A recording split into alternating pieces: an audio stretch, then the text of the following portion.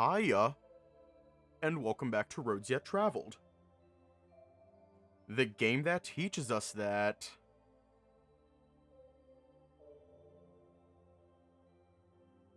peak. This game has been on my mind for the past couple days. That is not a joke. It has been on my mind the past couple days, and I don't know why. Anyways, let's just hop right in. Eventually, somehow, managed to close my eyes and let the stillness wash over me. Day 18. Marrow, can you get the lights? Marrowyn? Hello? The room is silent, as it seems like the bed across from me is empty. I hope this isn't another dream. Sitting up, I rub my eyes and take a look around. Yeah, it seems like I'm alone. Again. Did they head out without me? I know they were busy, but they could have at least let me a message. Waking thoughts come to a halt as my eyes snap to my phone. Opening the monitor, I see a notification above the messaging app. Good morning, Tucker. Oh my god, that is adorable. That is adorable.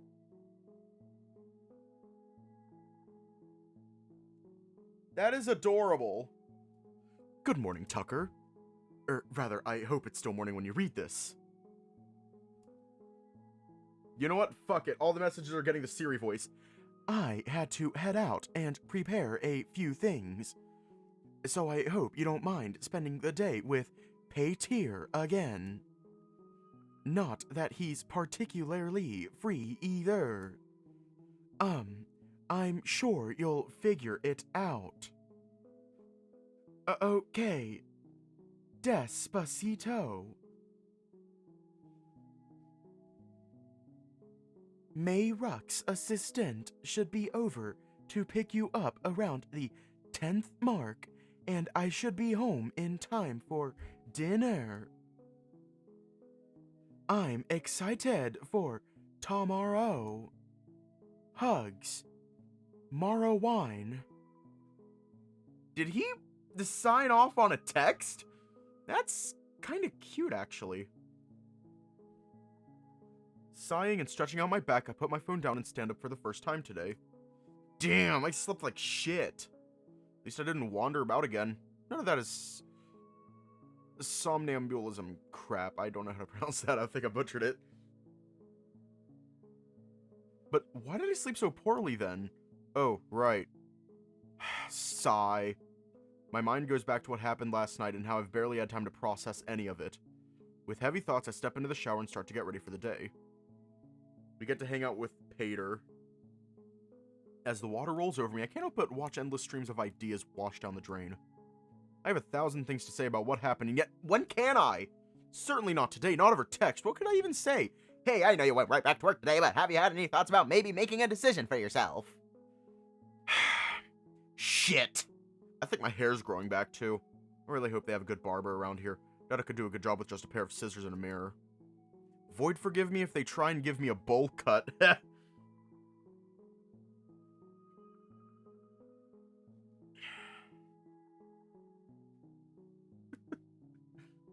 We're just going to completely ignore the fact. Marrowyn really said, let's completely ignore the fact that Tucker's probably starving to death. Marrowyn really said, let's ignore the fact that Tucker's starving to death.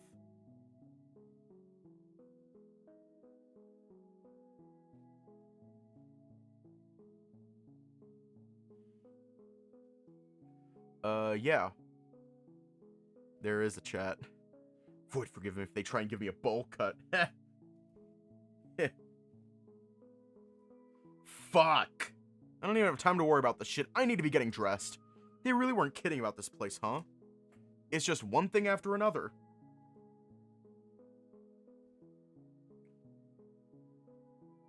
All cleaned up, I still have some time to loaf around until Tew comes and nabs me for the day.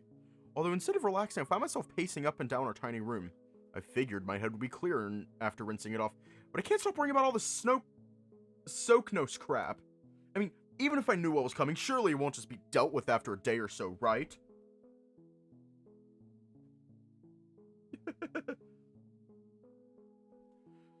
Marrow's already working so hard, and I mean, he'd probably be working hard regardless, but still. This whole Soknos situation is my fault anyways, and... No, it isn't my fault. I gotta get that out of my head. I gently knock the side of my head and lay back on my bed, staring at the ceiling. This sucks. I feel like 1,000 things are converging at once, and I'm not even at the eye of the storm. I really hope he isn't making a mistake taking a day off and wasting it with me. Maybe I should just call it off. Make sure that they have time to finish everything they need to for the crew arriving. Yeah, maybe it's for the best. Reaching for my phone, my hand falters as the words of Paytr echo in my mind. I know I have to take care of him, but isn't that what I'm doing? Making sure that they don't fuck things up more for themselves just by associating with me? Covering my eyes, let out a groan as I roll back and forth, completely unsure of what to do. Ugh! This is the worst. I know that they need to take time off, Void. I've even told them such, but it's such a critical time? Surely it'd be better to take a break after Soknos fucks off, right? We're doing Marrowyn's. Ugh, nope, this is for the best. They need this as much as I do. Anyway, it's not like I'm not looking forward to it. I definitely am. More so now that I've had time to think about it, really, but the timing just feels so bad. Besides the whole losing control of myself incident, everything seemed like it was going, well, decently at least. Tucker, you were starving to death and you got isekai'd. You got isekai'd and you were starving to death. No one fucking blames you.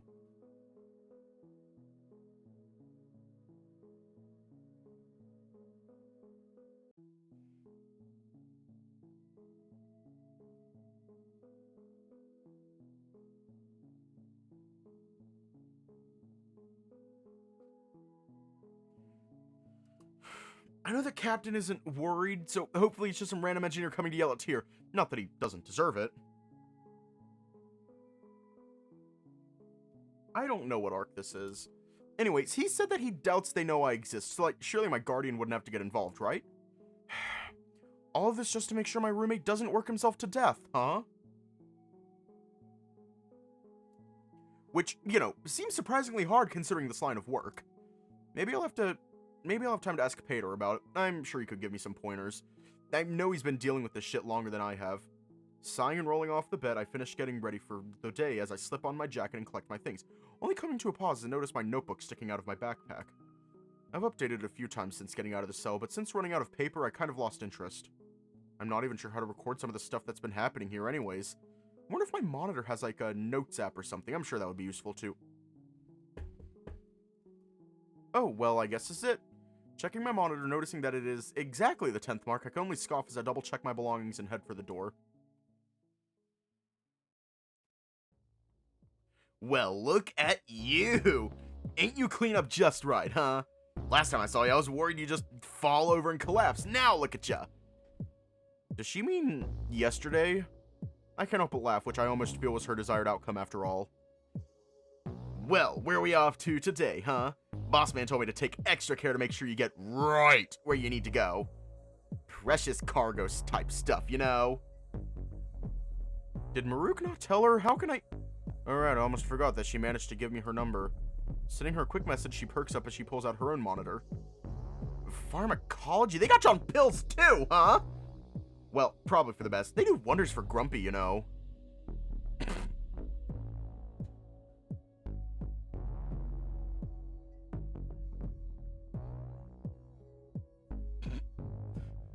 Oh my god. Oh my god. She really said drugs. Yes, where's Noche? I need to give my praises to our Lord and Savior Noche. I need to give my praises. Well, they do wonders for Grumpy, you know. Remember, drugs are bad for you. Drugs are bad for you. Don't do drugs. Do not do drugs. Okay, now that I've said that, where's the weed? What? Let's be off. Unable to get a word in edgewise, she quickly turns and starts marching away, leaving me to scramble as I go to lock out the door and scurry behind. Rune has the nicotine. He has cigarettes. Not marijuana.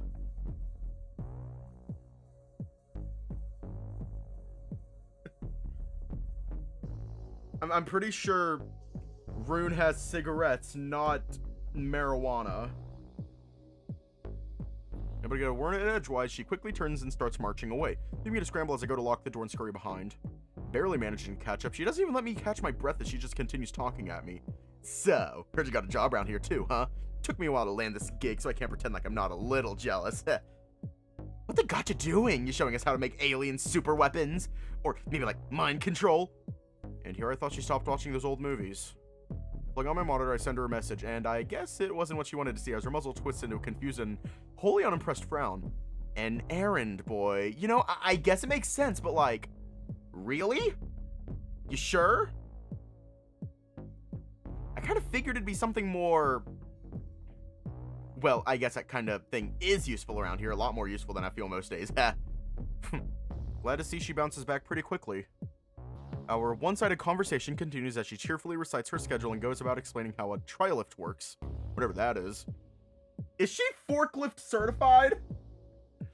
We pass the library and other familiar signs as scores of carrion walk past us as the day is in full swing. It seems having a little extra muscle about really keeps some of them away. There's only one approaches, but she only ends up asking two for directions. I could get used to being ignored like this. So, Tiny. Huh? Are they really just having you walk around and live with the crew? I'm not sure what convinced Marrowyn to sign off on that. I think I know. Seems like a weird decision to me, but hey, who am I to judge? She laughs to herself as we turn a corner, only for her to perk up and proclaim, "Oh hey, we're close. Double time now, we can't be late." Before bolting off. Hey! Wait! I thought she was a mutt, not a fucking greyhound! Her tail wags as she watches me try and catch up, barely managing to run while not tripping over my oversized jacket. She brings her sprint down to a measured jog as I catch up, and we head down the final stretch. So, really, what are you doing over here, huh? I figured you'd go and work with that big fella again today. I think Marrowyn said he was well in on whatever it is you do out over here. So what, is this just some other stop? Oh, he's just another friend of mine. I'm cut off as I hear the sound of a security door opening, followed by some paced and understandably impatient steps. Ah, there you are! Oh, I'm sorry, who are you? Security. Are you? Ah, yes, right. Marrowyn did say you were being escorted for the time being. It's a pleasure to meet you. My name is Verithin, and you are... Well, I already told you, didn't I? What? Right, well, thank you for delivering Tucker here today. I can take things from here. You sure he's wily, this one? I think I can handle him, thank you. Well, alright. You take care now, Tiny. Ugh. Excuse you? I meant for, bye! She dashes off, waving to me as she goes. Paytr, on the other hand, doesn't look so pleased. I presume you know her. I nod and he just sighs. You seem to attract the weird ones, huh? Does that include you? Even with the language barrier, I can only assume what you just said. Well, shall we? Smiling, I nod as he leads us into his lab for the day. Bye, Tew. The door's open, and I'm surprised to see a few carrion already milling about. I don't know why, but for some reason I expected this place to be empty again. I'd almost rather it be, as my entrance draws a few rogue glances. Paytr ushers me over to a stool before taking a seat himself, slowly going over a chart while sipping something from a mug with his free paw. Let's see. What has he left for me today? You know, I'm starting to think there's all a big joke between the two of you. Not giving me any time to prepare before having to reschedule my whole day to look after you. Not that I mind, of course, though having it happen once is strange, and twice? Well, Marrowyn was never all that funny, so surely this is some attempt at humor. And here I thought you could use a company. Very funny, I'm sure, but really, don't be upset if I have to step out, okay? I normally wouldn't, but I have my own things to work on today, so I don't think I can stay the whole shift. If making sure you're safe is the only thing on the docket for today, then staying here should be plenty fine. Now, that being said, I do think we have some tests that we could run, if you're willing, of course. Tests? It's really not that interesting, I just need some more blood. I want to do a small culture with some of the samples, see how well you respond to different dietary supplements, that kind of thing. Oh, sure. He smiles and hops off the stool, heading over to pick up some things. In the meantime, taking a look around, I notice that the flow of the room has almost stopped entirely. Everything seems to have come to a halt as all the carrion are standing almost motionless, just watching me. Maybe they weren't informed I'd be coming over. Once Paytr returns, however, everything seems to go back to relative normality as the crew slowly turns away, but it was unsettling to say the least. The procedure doesn't take long, as Paytr is as deft and professional as always. Patting my back, he hops down again, taking the sample over to an assistant who starts prepping it before coming back and pulling out his monitor. That's timely. I might have to leave sooner than I thought. There's something I need to sign for at one of the loading bays, and it seems like there's some kind of line forming or something. I haven't the slightest idea why, but I'm going to head over in case something happens. Just feel free to stay put for the rest of the shift or until I get back. Shouldn't be too long. I could get some food brought in for you. Nothing you haven't eaten before, so it should be fine. But if you wanted something while you waited, can you grab something for him? Yes, sir. Right. Well, message me if you need anything. I shouldn't be too long. And with a wave, he walks out. Sighing and scratching the back of my head, I take a moment to meet the gazes of the carrion staring at me again. It's not all of them this time, but it is most of them. Counting them, I see 5 from here with the possibility of more in the back. My heart starts kicking as a particularly large one walks over, only to skitishly put a tray on the desk next to me and scurry off back to his desk. Oh man. When's the last time I was just around random carrion? A few days, and never like this. Nodding to the assistant, I lean over and grab the tray, inspecting its contents. Seems like a few random assortments of crackers and other wrapped things. Paytr did say these are the only things I've had before, right? I mean, next to Marrowyn, I trust him implicitly with this kind of stuff, so he's probably right. Going to inspect it closer, I hear a short gasp coming from across the room and... Oh, look, you owe me 20 bucks. He hasn't even eaten it yet. That wasn't the deal, it was which he picked first, not which one he ate. That's not what I said at all, you weren't listening. Turning over my shoulder, see 2 carrion working next to each other, squabbling about, well, me. So, do you think he'll still eat it, though? I mean, probably. He's supposed to be smart, isn't he? I mean, sure, yeah, but even animals eat. Could have probably put anything in front of him and he'd eat it. Don't talk so loud. He can understand you, you know. I thought it was just like the essentials or whatever. We're even listening to how the director was talking to him. I don't think that was just some stuff. Heard that he can even talk with some of the other directors as well, you know? Yeah, I heard that too. Some guy in accounting was talking about it at lunch. Accounting? I didn't think accounting had a director. What? No. He heard it from someone in botany who heard it from a security guard who heard it from their coworker. I guess it makes sense. Fucking creepy though, yeah?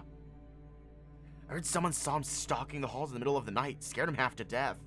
Really? Heard that he basically tackled some poor guy from oncology, almost broke his tail. By the void. Are we sure it's okay to just have him sitting there? I mean... As he turns over his shoulder to catch a glance at me, seems to finally notice that I've been watching him this whole time. His tail goes between his legs as he coughs and walks off. The other quickly catches on as well and just looks away. Now they were as strangers. For they could never become acquainted. I hope not every day where Marrowyn is busy like this.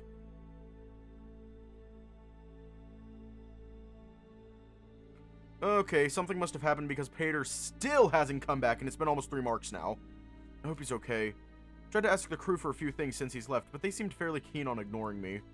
I'm not even sure they want to pretend like I exist anymore. Most of them have left at least, although those 2 verbose ones from earlier are still lurking about somewhere in the back. I didn't expect the crew to exactly have a good opinion of me, but I think a misinformed one is just as bad, if not worse. I hope this is where the rumors end, but I doubt it. Sighing, I pull out my monitor and check for any messages. Nothing yet, but maybe I should check in. What's the holdup, Assistant Director? Don't you Oh, sorry, wrong voice. What's the holdup, Assistant Director? Oh, don't you start with me. I've been through enough shit here already. Seems like a pipe burst or something, so now I have to go all the way through column C just to get to the loading bay at column A. I think I'm finally in the right line, but by the fucking void, I can't see it from here. They shut down half the connecting hallways, so the crowds have been really bad. And here I thought you could see everything from your height. And here I thought you could see everything from your high horse. Was that a short joke? I don't think you're in any position to be making those. Heh heh heh heh. It might be another few marks until I get back, though. Feel free to leave if you want to. I figure you know how to get back to your room from there, no? Yeah, I think so. I don't know. I might stay around for a while. Your crew is very interesting. Oh, Void, what have they done? Hee hee hee. Nothing, nothing. It's just surprising to hear what people still don't know about me. A lot of weird rumors. You're an oddity, Tucker, I hate to say. You're not as awful as I thought you'd be, once I got to meet you at least. Hang on, I'm turning the music down. And also turning that off. Once I got to meet you at least. I could say the same. You could and should. You were very good that one time. I think Gropax knows what I'm referencing.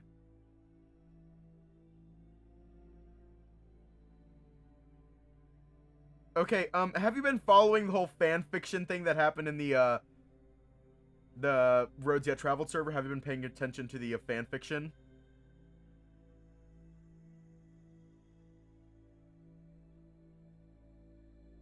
The one by Nefarious?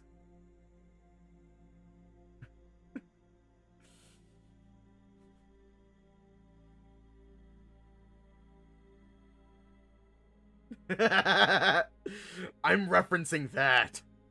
You were very good. Oh my god, it was amazing. A small smile appears on my face as I pocket my phone, only to be wiped away as I see one of the Karen from earlier staring at me from behind a centrifuge.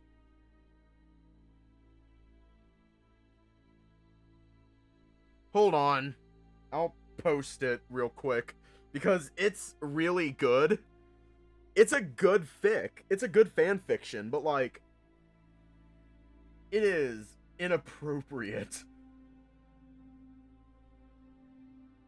It is very inappropriate.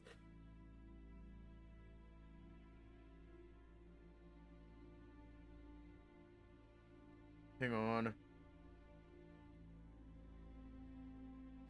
I have to search a different thing. Because it's amazing. My way, or the take a left onto the highway. Some of these I wrote. Hang on. It's around here somewhere. Sun's Kiss. Right here. Yes. Chapter index. Paytr. Right there. Command C. Command V. That. I'm referencing that. Our eyes meet but for a second, as he looks away and walks off with a tray, letting out a soft, "You don't, have to run." Changes nothing as he turns away even more and walks off to a desk in the back of the room. Leaning against the desk, I strum my fingers, unsure of what I'm even waiting for anymore. Closing my eyes, start to roll into slumber, only to rouse as I hear the faintest whisper of, "More lies on the wind." Are you alright? It looked right at you. Kind of thought you were done for. Just don't joke about shit like that. I've already got my mask on oxygen reserve in case the director missed something. I'm not taking any chances. Oh shit, should I be doing that? The director wasn't wearing a mask. The director is too blindsided about whatever the hell Senna was paying him to care about his safety or ours. How do you figure? Why else would he be caught kit-sitting? That's not like him at all. I mean, I guess. It's fine, I do all the remedial shit I have to, so I don't have to get close to it. Even creeped out doing its blood work. Feels like a horror movie. Finally closing my eyes, I try to zone them out, but to no avail. Even if it's not them, I'm becoming more and more aware of the murmured whispers around the room, all seemingly more and more centered on me. I'm starting to think I should have just gone with Paytr.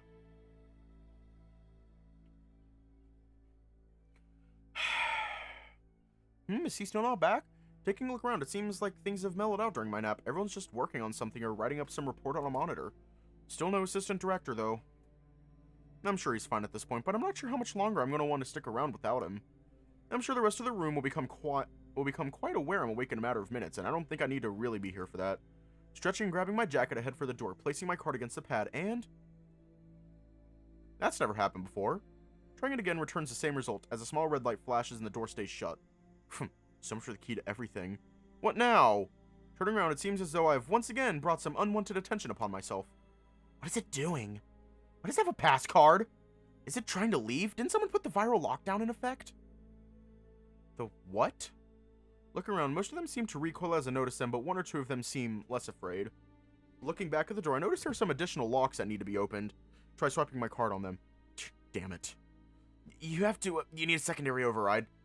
Here. I'm startled as one of the two from earlier comes over and starts swiping his card on the door, causing the locks to disengage. Once the last one mechanically pops into place, the door slides open. Oh, thanks. Turning to thank the scientists, they've already walked off, back behind the safety of one of the far desks. Right. Heading out into the hallway, I don't bother taking a last look behind me, as I don't need to. I can already feel them staring. Getting past the second security gate, I finally let myself breathe, as I hadn't realized how shaky that had made me. Grasping my hands, I take a moment to rest before deciding to head back to my room. Despite what a questionably shitty day I've had so far, I managed to zone out most of the carrion walking by me in the halls. I think the regulars around here are starting to get used to me. Although, to what extent remains to be seen. Really hope tomorrow's worth it. I still feel like we've barely scraped over what it means for Soknos to be coming here. What happens when they get here? And what happens after?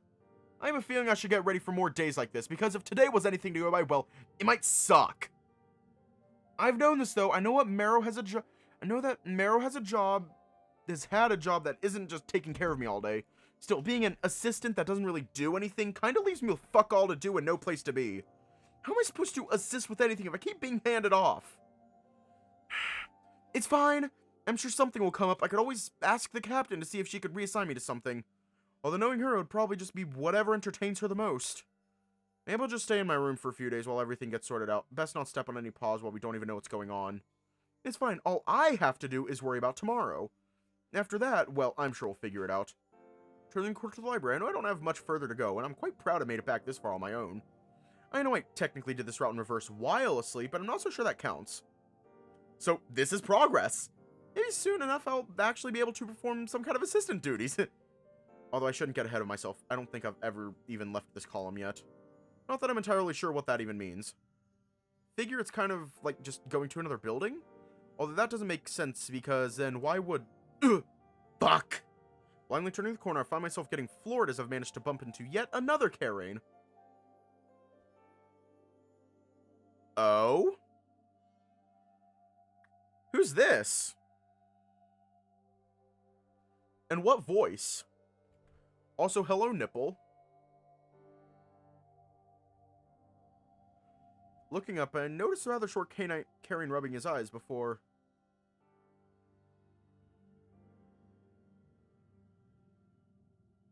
What's his voice?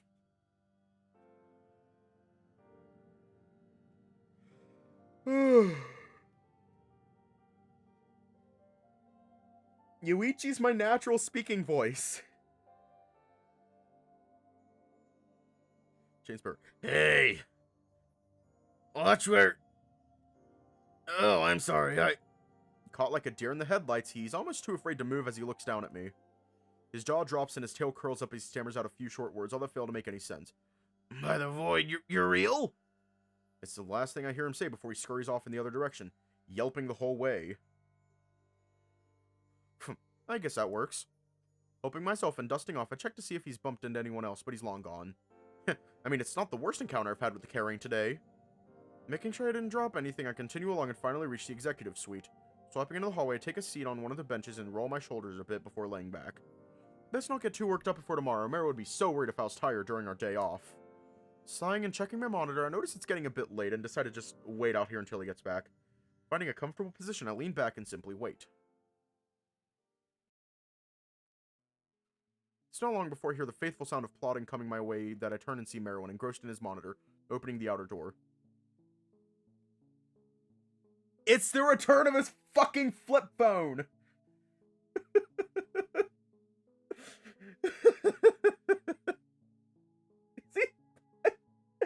Is he playing Snake? I genuinely hope he's playing Snake. No, I'm not saying they aren't awesome. Flip phones are fucking amazing. Not gonna lie, I've actually thought about switching to a flip phone, but then I realized that I like iOS.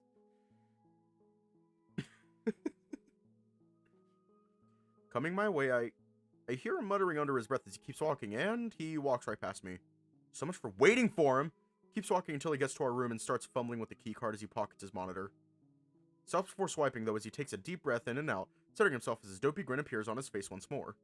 Swipes the card, takes one step in, and... Ahem! Huh? His head whips towards me as he almost trips over himself trying to spot me. Catching himself on the door frame, our eyes lock and he stays frozen for a few moments before pulling himself up. I can't help but gently laugh under my breath as the behemoth of a man adjusts his coat and walks over. Did you get locked out? Nope. Are you alright?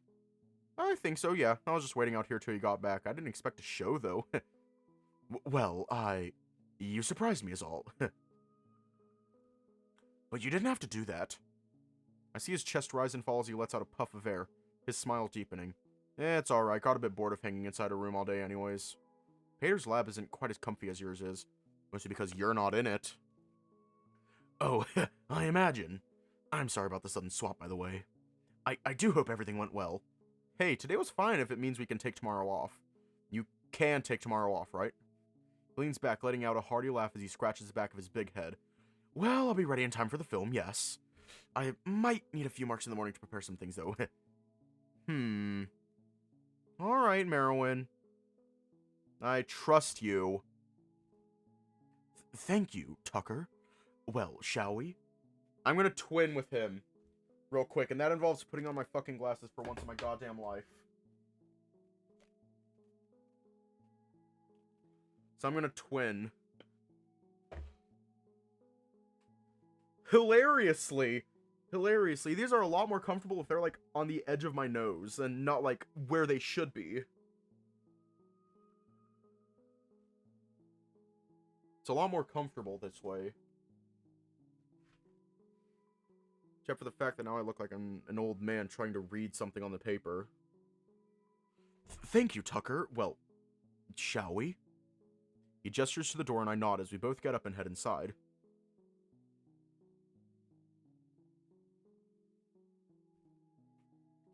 Oh no, we're just doing Marrowyn's tonight. I mean, look at the time. But I will say this, I am actually wearing my glasses. I want to start actually wearing them.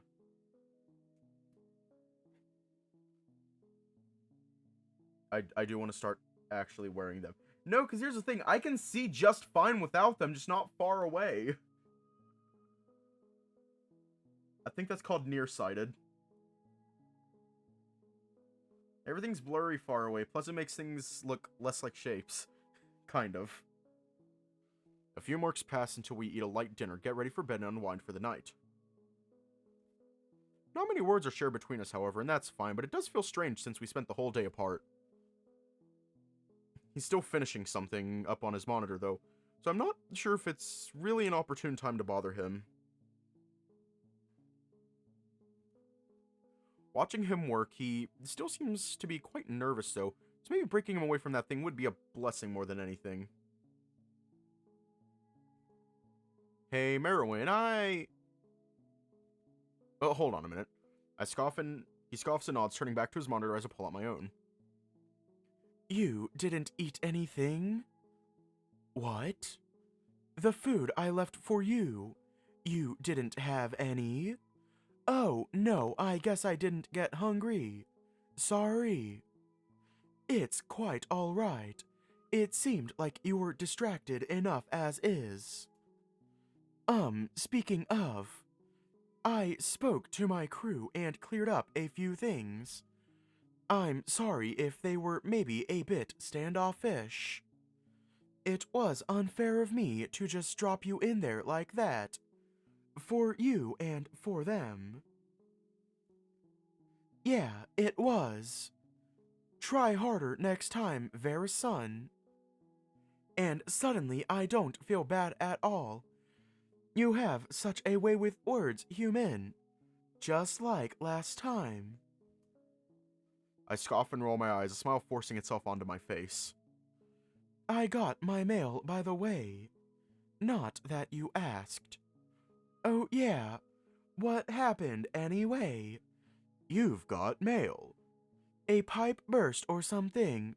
I don't know what all the holdup was for, but it's fine now. How's Marrowyn? Quiet. Well, take care tomorrow. I'm sure I'll see you soon. You too. Let me know how the sock nos stuff goes. If it ever gets to me, I will. Please place your ripe avocados into the bagging area.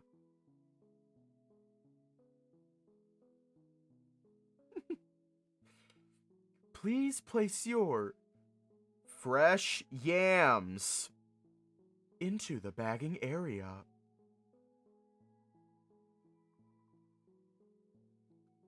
Unexpected item in bagging area.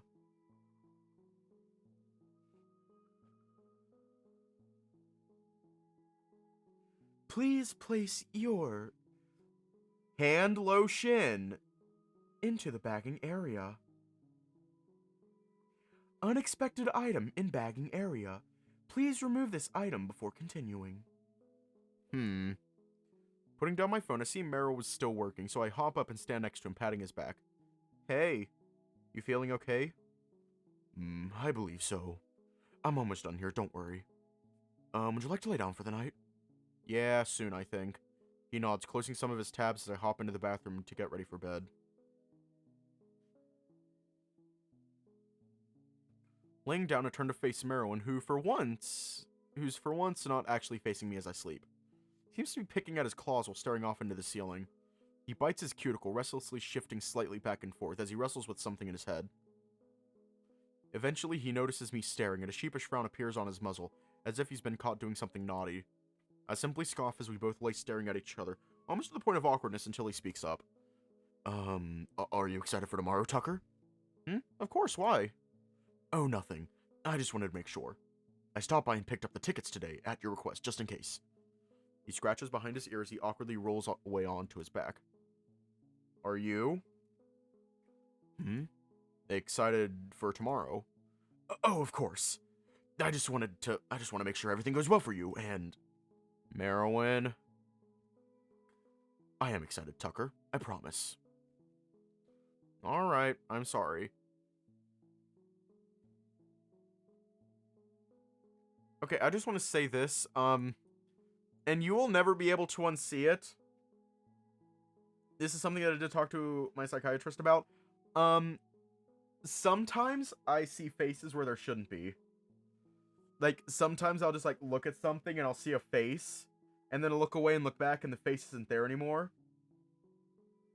I don't know if that's a sign for anything, but, like...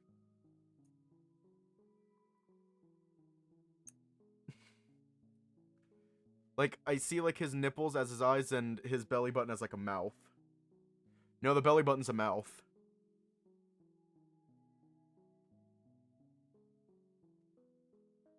Oh, it's normal to randomly see faces and shit?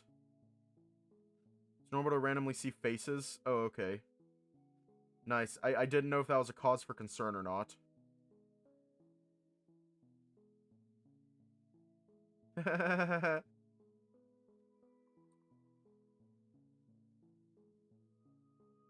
I have mental illness.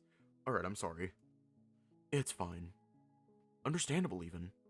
The film isn't until the 24th mark, so no need to rush out in the morning. I've got a few things to get done, but that should be it. Are you sure? Is that all?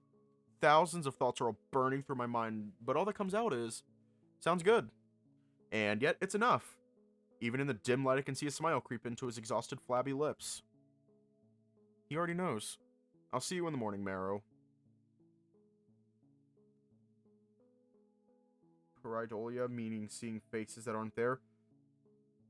I mean, like, I've been seeing random faces in various places, like, for basically my entire life. It's definitely lessened. It's definitely lessened as I've gotten older. But it still happens, like, especially with dirt. As well as randomly hearing voices.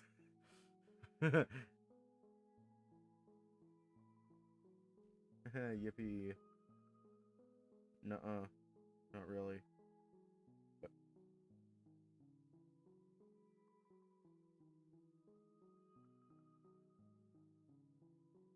I'm gonna look away from that because that actually creeped me out.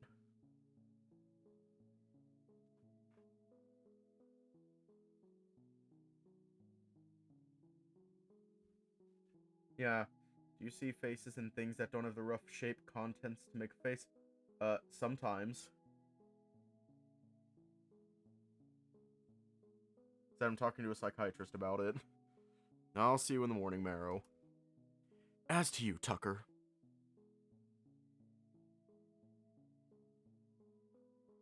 Part of me wants to stuff my face into his armpits. Wait, what? And I'll actually be here this time. Good night.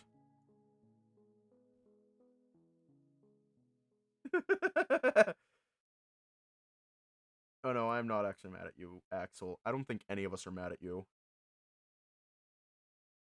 Even with the calm of the night, dead minutes have passed, and I still can't find sleep. There's some restless itch that can't be scratched at the back of my mind, and ignorance is the cause. All this preparing, this subterfuge, and for what? I understand that it's a big deal that Soknos is coming and everything, but the gravity of it all still hasn't really caught. Poor choice of words, but still. It's just one technician. Why all the fuss? Ugh. 2 more days, huh? I guess everything that could be done has been done. All I can do now is wait. Despite the general atmosphere of worry, no one seems consumed by it. At least not more so than usual.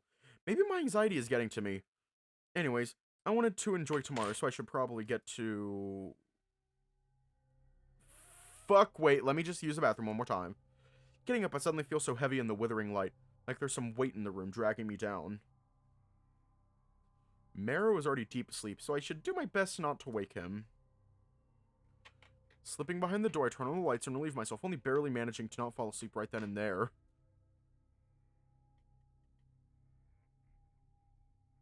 What if we...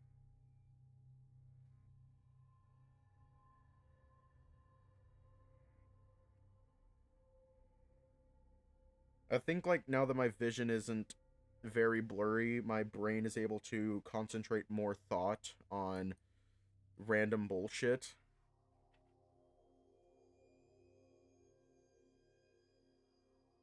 And my brain just immediately thought, how many people would need to pee in a toilet to activate the flush?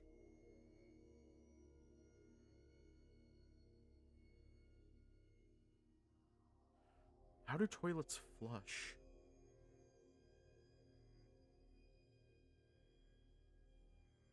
Like, on the spaceship, I know how toilets flush on Earth, but like, on the Icoriod 2, how do toilets flush? And where does it go? Does it just get ejected into space and it becomes a ball of piss? Does it get absorbed into the Mayron? I don't have a piss kink, I'm just curious. But what happens to the waste? Does it get absorbed into the Mayron? Does it get ejected into space? The cool air pox my skin with bumps as I've got nothing but my company-mandated briefs on. Before I can flip the switch and head out, however, I get caught in the mirror. It's not particularly flattering, that thing looking back, but it's also almost midnight, so like... Wait. Who are you? A copper smile burns into the night. An eclipse, so vibrant in hue you could call it the sun itself. It is not. A lonely thing sits on the horizon. A festering monolith, one cut from so many places of its ilk. Hewn from the corpses of titans, it stands but in defiance of grandeur. Too illogical to die. Carrion things gnaw at its flesh, yet their ignorance defies them. They beg you, come, come taste what is ours. Sup with us, savor what we cannot. You can't. I'm too afraid. Their wings unfold, horrid and mangled things, each of broken geometries. Then, I feel it. That hallowed flame, boring into the back of my skull. Surely I need but reach out and... Tucker, it's time to get up. Day 19. It's the 10th mark. We should head out soon. Opening my eyes, I'm glad to find Marrowyn standing a respectable distance away, playfully looming over my bed. His smile deepens as I focus on him. Morning, Marrow. And to you. Did you sleep well? I think so, yeah. Are we in a rush? I thought we had the day off. Oh, no. I took off part of the day, but I'll still need to be in the lab for a few marks. I'm sorry. Was that not clear? Not entirely, or maybe I just forgot. My apologies. Don't worry, though. I got off well before the film starts, and we should have plenty of time to make it to the theater. I reserved our seats after all. Of course he did. Chuckling to myself, I yawn and stretch out, gently brushing my blankets aside as I go to stand. He offers a paw, which I gratefully accept. How long till we have to go in, then? About a mark. A whole mark? How long do you think it takes me to shower? Usually anywhere from around 10 to 20 minutes, with the longest being 37. But that's not why I got you up early. Look, I brought breakfast. Is it sadness again?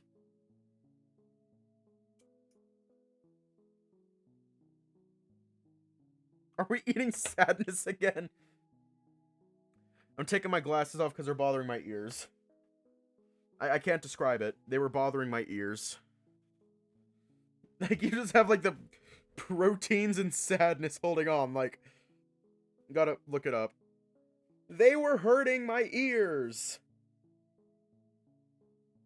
My ears hurt.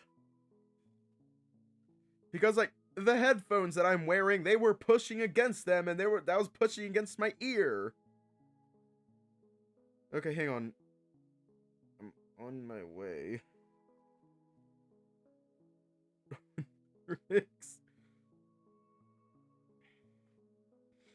Like, you got all the proteins and sadness just holding on, all like, I'm on my way, I'm on my way.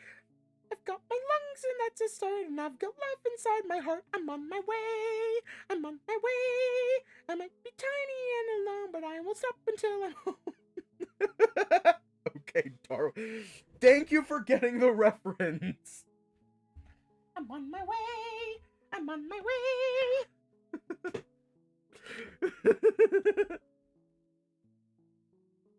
But that's not why I got you up early. Look, I brought breakfast. Doing my best to ignore his Marrowynism, looked where he's pointing, only to notice a small tray with food. Just enough for me as usual.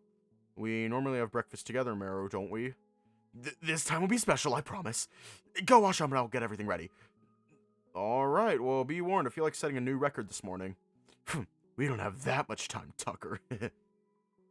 Heading inside, I start washing off, suddenly very aware of how long I'm spending in here. Throwing on some company-mandated grays, I head out, only find Marrow at his desk checking something on his monitor. Didn't he have something to set up? Ah, good, you're dressed. Here, come. Practically pulling me over to his bed, he sits me down and puts the tray beside me, staring at me with an almost childlike glee. Looking at the food, however, I can't say I'm really all that excited. What am I looking at here, Marrow? I had a little bit of time on my paws, and, well, I found something else that you can eat. But there's the same stuff I always eat. Just try it, I promise it's different. He almost pleads out a whine, and I sigh and place the tray in my lap. With his tail gently lolling behind him, it's hard to deny him such a simple wish. The salad doesn't seem much different, but after taking a bite of the oats... It's sweet! Oh god, did he actually? Yes, it's a simple sweetener.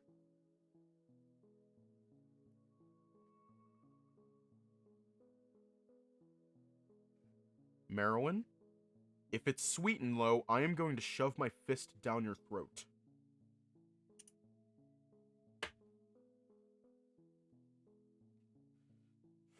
That is not a joke. If it's sweet and low, I will shove my fist down his throat.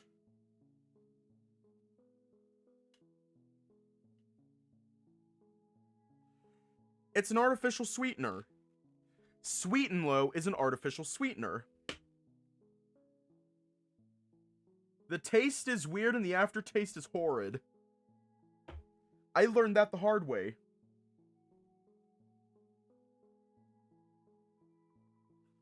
Yes, it's a simple sweetener.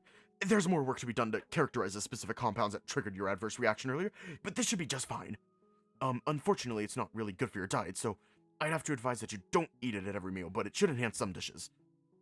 I've been eating nothing but salads and raw oats for almost 3 weeks now, and he's limiting my sugar intake? I guess he is my doctor, after all. Well, still, thank you for this. Hey, here, do you want any? Me? No thank you, Tucker. I ate when I picked that up for you. I shouldn't. Oh, come on, just a bite. It's time for step 2 of our relationship. Indirect kisses. Here comes the choo-choo train.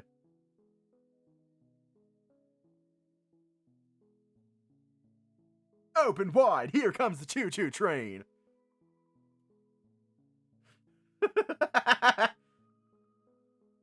Marrowyn, if you don't eat it, I'll inject it directly into your bloodstream. Oh, come on, just a bite. Holding out the spoon for him, I find some devilish enjoyment in watching him come up with more and more excuses I know I have no truth behind them. He must take care of himself, truly, but the fact I've never seen him eat more than half a sandwich at a time still freaks me out. Carrions seem like they need so much energy to run, yet Marrowyn's still a mystery to me. I shouldn't. If I use your spoon, we'd have to decontaminate it before you can use it again. I have a fork, I'll manage. Come on, Marrow, I've never seen you eat. I'm worried you're going to lose weight. Pfft, that's the last thing you should worry about. Anyways, that meal isn't particularly fattening. Another failing on my part is taking care of you. Is he trying to vie for my pity? Or perhaps just change the subject? No, I can't have it. I am strangely determined at this point to see that my roommate at least has a bit of breakfast today. Marrow, eat please. His muzzle scrunches up into a ball as his tail curls up beside me. He manages one last look between me and the spoon before sighing, leaning in and enveloping a meager portion. His eyes stay eerily on me as he sits back, almost looking disappointed in himself. Needless to say, I feel slightly flush. I added too much. What? Too much sugar, it's too sweet. I think it's fine. Takes a spoon from me, and surprisingly, the bowl as well. Maybe you taste things differently than I do, it wouldn't be surprising in the least. And I'm starting to think I understand why he doesn't eat much in front of me. He's kind of bad at it. Like, I understand some people are sloppy eaters, but he seems to be taking things to another level. Maybe it's just how his mouth is shaped under all that flab, but he's, like, getting kind of messy. Got the St. Bernard water eating.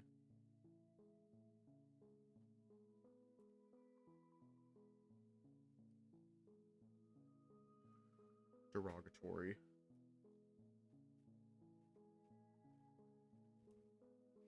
I guess, to his credit, none of it is leaving his face, and what doesn't end up in his mouth, his tongue quickly cleans up instead. Yeah, definitely too sweet. Maybe next time I'll only add 2 packets instead of 3. Did you just pour entire packets of sugar into that?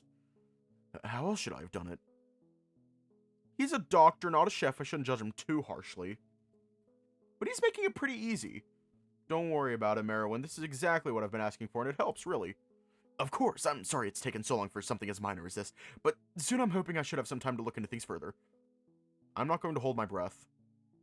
Putting the tray aside, we start to get our things together and prepare to head out for the day.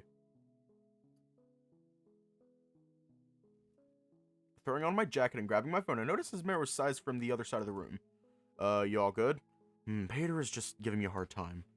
We didn't finish unpacking all the shipments we received from Soaknose, and he's convinced it's going to be an issue.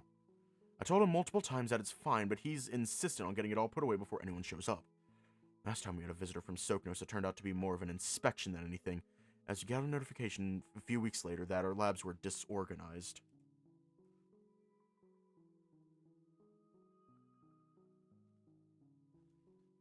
He wasn't happy about that. How much is left to unpack? Why is he giving us that face? Why is he giving us the DreamWorks smile?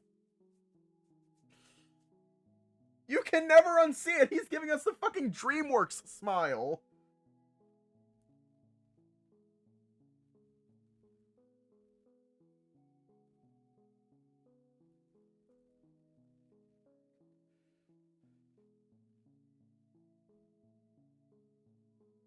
Wait, is it the DreamWorks smile?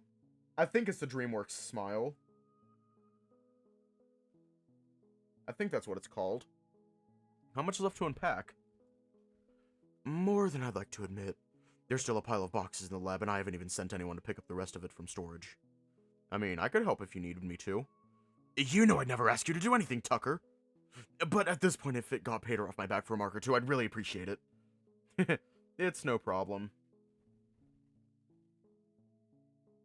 Is that Tucker?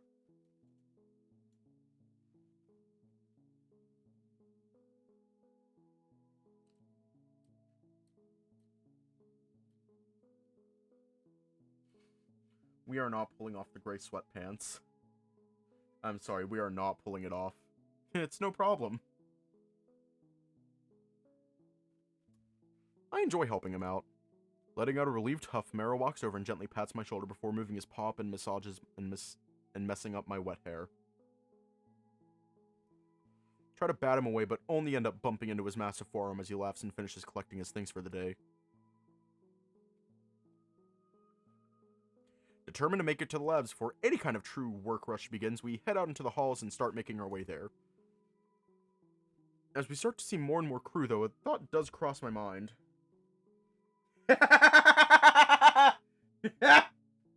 No!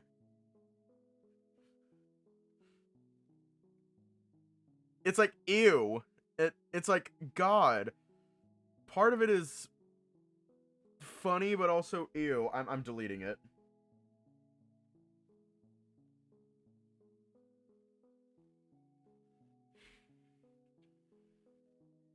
I did delete it. She starts to see more and more crew, though. A thought does cross my mind. Marrow? Why is Paytr the one in charge of all this extra equipment anyway? Can't you just ask someone else to do it? It seems a little strange to me having a director take care of something like that. I thought I tried to explain this before. It would be a bit strange of me to ask the rest of the medical team to do it.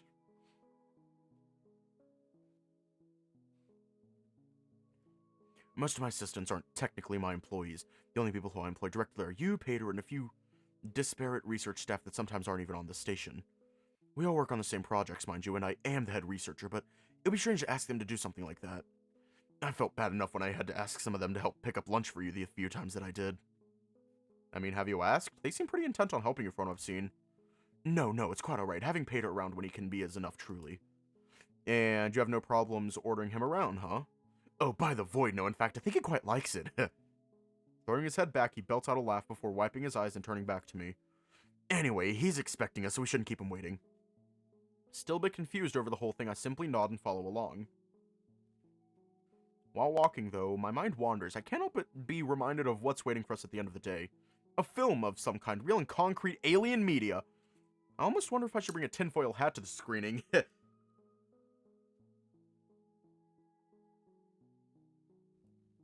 What kind of movie is it going to be anyway? I think Marrowyn said it's some kind of classic, which could mean anything. I know they have horror movies, but I doubt that's something that interests him. Although it might be cute if he got scared of some cheap-looking monster where you could probably see the zipper of the costume. I probably shouldn't be reminding myself about shitty costumes. Starting to think I might actually have a phobia of them myself. So, what will it be then? A drama, a war film, a romance? No, surely not. If anything, it'll probably be a documentary or something. Oh god, what if it's a romance? I was joking about this being a date, but like, surely there's no way that this is... Tucker? Yeah? We're here. Coming out of my stupor, I notice a door with familiar symbols. Doing my best to act nonchalant, I straighten up and shoot some pathetic finger guns at him. So we are!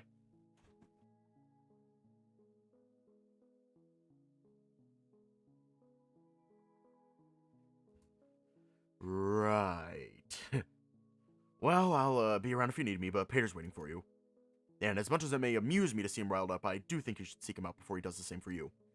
You'd be amazed how pushy he can be when he's upset. I don't really think I need convincing about that. Alright, Marrow, I'll let you get to it. I shouldn't be too long. I certainly hope not. We have places to be later. With a hearty chuckle out of the way, he opens the door and steps into the room, almost immediately being swarmed by his team. He really doesn't understand the position he's in, huh? I'm sure these guys will do anything he asked. Maybe in time. A bit overwhelmed with the crowd blocking the door, though, I make myself scarce and start looking for a certain ornery assistant. Fortunately, it's pretty easy to find the tower of boxes in the back of the room, and after that, it's not hard to spot my man. Morning, Paytr. Tucker, what in the void are you doing here? What? Am I missing something? Pulling out my monitor, I shoot him a short message, although seeing as though his expression doesn't budge, I get up and wonder if something's gotten lost in translation. Helping me unpack? Sure, that's appreciated, but I just figure it isn't today your day off. I've definitely missed something. I guess, yeah. Why? If you liked spending time with me so much, you should have said so yesterday. But shouldn't you be, I don't know, anywhere but here? Well, yeah, I guess. But Marrowyn said you needed help today, so I offered. Oh, well, that's very kind of... Wait a tick, then where is he? Huh? If he's so worried about my schedule, then where is he? He said he had a few things to take care of before we could go to our film later. Why? A few things to... No, the fuck he doesn't! His schedule should be clear. I made sure of that. So why is he... Ugh. Dropping his clipboard, he sighs and rubs the bridge of his muzzle. By the fucking void, that man sometimes... Is he even still in the lab? Huh? You came in here with him, right? Where's he now? I mean, he's probably just over there. Returning the room, however, I find it surprisingly hard to spot the man. Even when he's usually so easy to find, surely he's just helping someone out, right? Well? I don't know. Not this shit again. How do I explain this? Marrowyn has a habit, a bad habit, of doing things for other people that they don't always ask for. Now, I'm sure he has your best interests in mind, and I'm sure whatever he's doing right now, he thinks it's what you want. But, good fucking luck figuring out why. What I want is to spend our day off together. Clearly picking up on the dip in my mood, Paytr scoots over and leans in on the table. Try not to take it the wrong way. If anything, he's just trying to make things easier for you. Sighing, I nod and lean back, more than a bit thrown off by all of this. I was really hoping we were past all this subterfuge. You could always message him. Oh yeah. Pulling up his contact to take a good moment to think about what to write, deleting a few passive-aggressive drafts before settling on, "Hey, Marrowyn, I need you for a tick." Takes a few moments before anything happens, but sure enough, a reply rolls in. "I stepped out for a moment. Is everything all right?"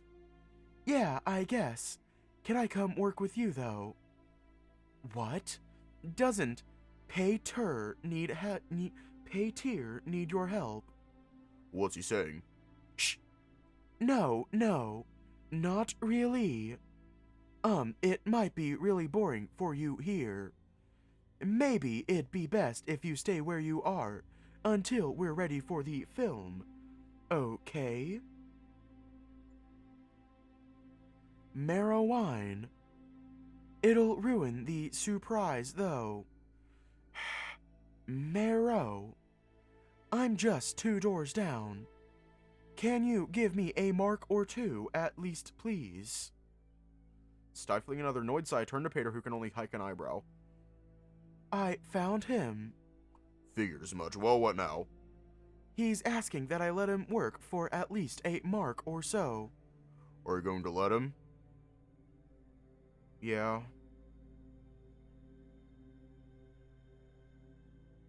Well, I got these boxes that need organizing. Rolling my eyes, I can't help but let out a small scoff, which I can only imagine was his intention all along. Picking up his clipboard, he hops off his stool and heads towards the pile in the back. Come on, let's get a bit of this done and you can go yell at Dr. Seno in a mark or so, huh? Can't help but smile and nod as he begins going over the list. After placing down a particularly large box together, Paytr wipes his brow and speaks up. Alright, that's enough. I need a break and you should probably head out soon anyway. Looking at my monitor, I can't help but notice he's right. It's already been almost 2 marks since we started, and we've barely made a dent in the pile. I do hope you can get it done before... Hey, quit moping. Don't you have somewhere to be? Speaking of, what are you even doing later? We're going to go see a film. A movie? I guess that's fun enough. You don't like movies? No, I love them, but I think I've seen everything they play at the theater here at least 10 times. Anyways, the last I checked the schedules, all they were playing is Tears by Azurite Sea on fucking repeat. I can't stand that overly dramatic crap. For your sake, I hope it's rotated out. Well, you go have fun. Try not to be too rough on him. That's my job. No promises. Oh, and Tucker? Tell him I need to speak with him when he has a chance. Lack of malice in his voice is almost more frightening than if he were yelling. I can only offer a thumbs up and a weak grin as I make my way out and into the halls. I hit the fucking Windows key!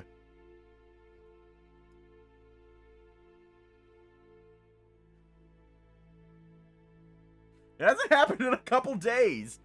2 doors away, huh? Maybe I should have asked him to be more specific. Although I guess there are only so many doors I can try. I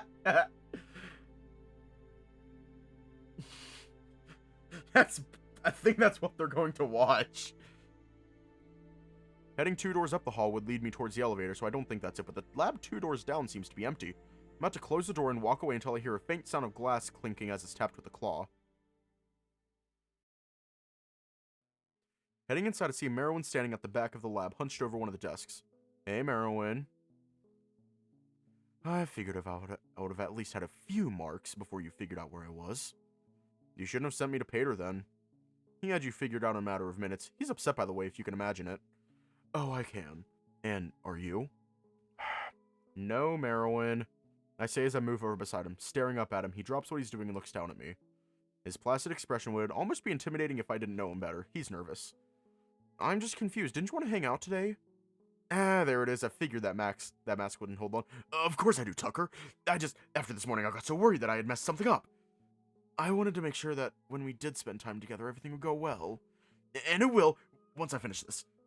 Marrow, what are you talking about? This morning was fine until you lied to me about what you were doing. I should go bite back my words as he basically deflates after hearing them. But it's the truth, and he should hear it. His ears somehow flop even lower than normal as he looks away and utters a pathetically dejected,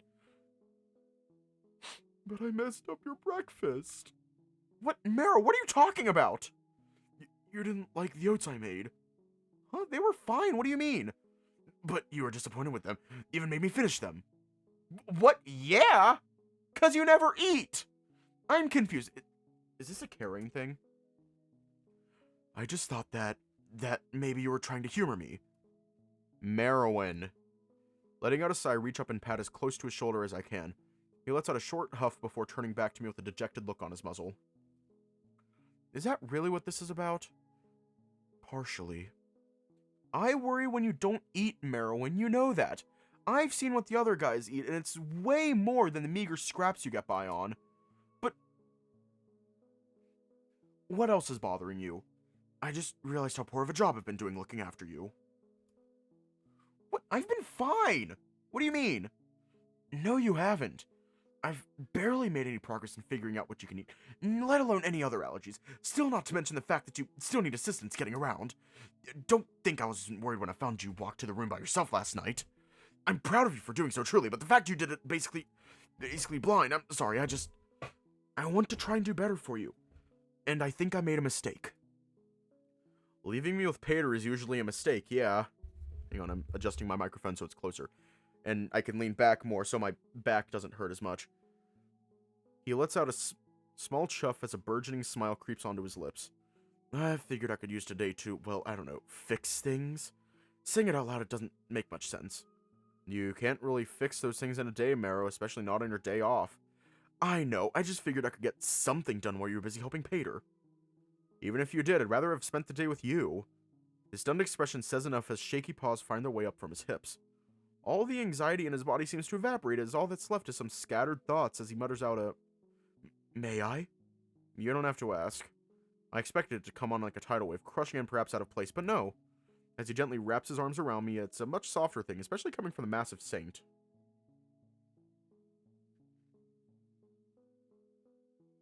He has anxiety.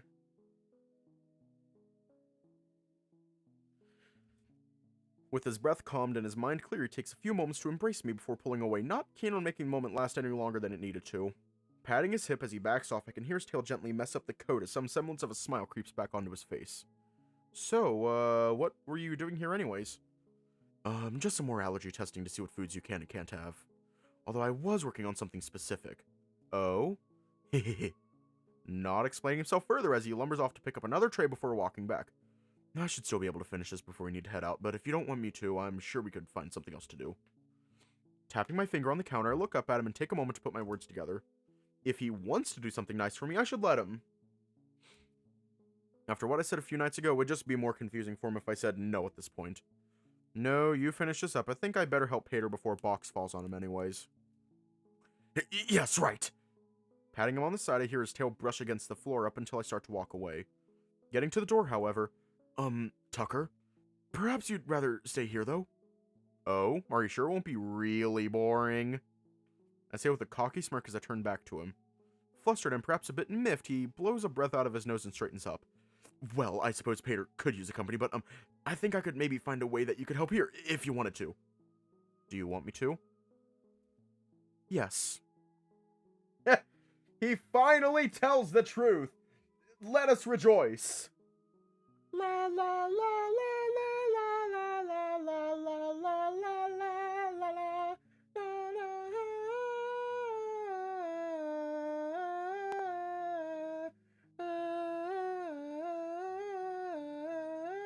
Let us praise Noche. La la la la la la la la la la la la la. Yes. Well, alright, show me what I can do. Going through the process, Marrowyn explains to me in much depth exactly what he's doing. Fortunately, I don't need to understand any of it, as all I have to do is hand him the right tools when he asks for them. He does mention that normally this kind of thing isn't something that I'd be able to help with in the lab, but since he's working on something for himself and not Soknos, there's no real risk. Throughout the process, the room is in a mostly dead calm. And although I can see why he might have been worried, and that I might have found this boring, I can't say that I ever actually find myself bored throughout the day. Whether it's just the enjoyment of watching him work or the company, I can't really say. There were some high moments, like when he found out I used Paytr's centrifuge, which apparently he hasn't even been allowed to use, or when he knocked off a sample with his tail, only to bend over and knock down another. But for as long and drawn out as the day starts to get, I never find myself bored. Eventually, though, as the marks start to eclipse the solar day and the time for our film draws closer, Marrowyn begins to wrap things up. This should be good enough. To test it more thoroughly, I'd need at least a week. You're lucky I had these cultures prepared beforehand. As is. See, you never would have gotten this done without me. And here I thought your assistants were just around as a formality. Don't let Paytr hear you say that. But gather your things, we should head out now. Making a quick stop at his lab, seemingly just to get chewed out by Paytr, we pick up a few things before heading towards the elevator. Once inside, though, something strange happens. We're stopped on the wrong floor and someone else gets in. Maybe we should have headed out a bit sooner. I wasn't thinking about the foot traffic at this time of the day. Is it bad? No, but the floor we're heading to is definitely busier than the medical floor, so just stay close, please. After picking up a few more carrion and scaring away even more, we squeeze past the remaining occupants of the lift and head out. It's not as bad as I thought it might be, but it certainly is crowded. This floor also seems to be far more residential, as there are benches and plants scattered about for the crew. After Marrowyn directs my attention to a large, well-decorated door off to the side, I start to get a bit excited. From the performance he's making of getting said door...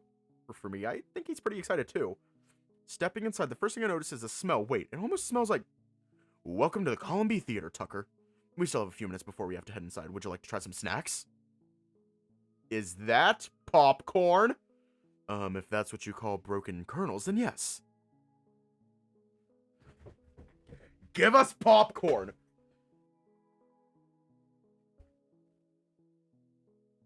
Marrowyn, give us popcorn!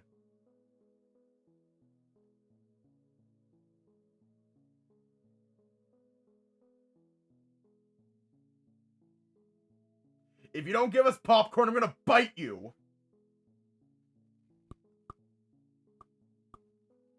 It certainly smells like popcorn. But wait, are you sure that any of this is safe for me to... Oh. Surprise. The second I walked in, I should have realized it, but given his smile, I think my momentary lapse of certainty can be excused. Yeah, totally. Thank you, Marrow. I'm glad. It's all self-serve, so just tell me what you want. I guess it would be weird to hire some random guy to work at the concession stand on a spaceship. Although, if they're looking to hire someone... do you want to share some? Sure. You cannot have a movie without... You cannot watch a movie in a theater without popcorn. That is basically illegal.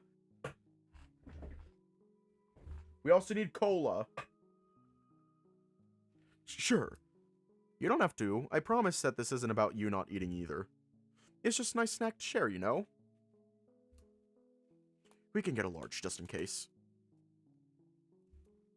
And oh, look at this! Pressing some buttons on the snack machine, a small tray is dispensed with what looks like breadsticks in them.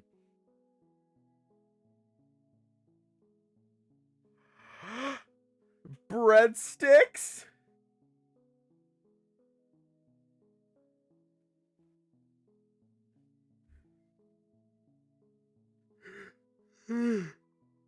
Bread. What are those? It's just fried bread with some salt on it, but it's a nice snack to chew on. Since I found out that you can process simple sugar, I realized that you can have this as well. Getting closer, I realize what he's offering me are just giant and poorly rolled pretzels. Pretzels! They're pretzels! I guess they prefer a figure-8 pattern here. Yeah, these look amazing. Thanks, Marrowyn. I'm glad. We may have to forgo any condiments right now, though. I hope you understand. No, of course. This is plenty, though. Can I try Colonel? Of course. Lowering the bucket for me, I snag one off the top and give it a try. It's not bad, perhaps a bit mealier than regular popcorn, but the taste is nice. It's good. I'm so glad. Well, would you like to take a seat until it's time to head in? Nodding, I take the bucket from him and sit on one of the benches, taking a moment to appreciate the sheer luck that this place even exists. Whoever designed this place deserves a raise for sure. Well, okay, actually, maybe not. But the theater's a nice touch. As we wait, a few other carrying come in and start mingling about, and I'm surprised to see how casual everyone is. No one's wearing their work jackets, and despite catching a few strange glares, everyone seems pretty relaxed.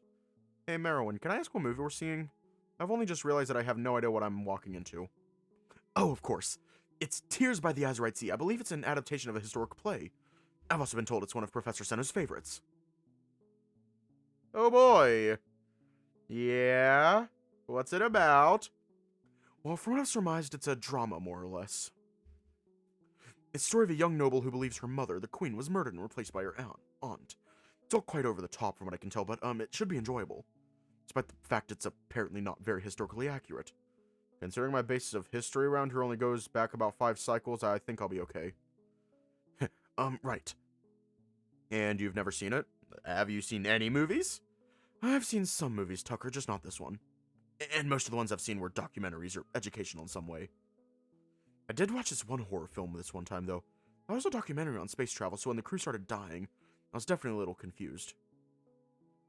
Fucking alien! Fucking alien! Xenomorphs! Well, I'm no stranger to historical dramas, so I'm sure I'll enjoy this. I do hope so. It's all they're playing for the next month anyway, so you'll have little other choice. Oh god. Sharing our popcorn, we wait a bit longer as the room continues to fill and more and more carrying start piling in. Sharing our popcorn, we wait a bit longer as the room continues to... You already read that. Once a certain carrion in a gray jumpsuit walks in, though, the crowd starts murmuring and preparing to head inside. It's going to begin soon. Are you ready? Halfway through stuffing my face with popcorn, I can only mutter a, before we head inside together. It's a bit too dark to see as we find our way to our seats until the row lights come on, and...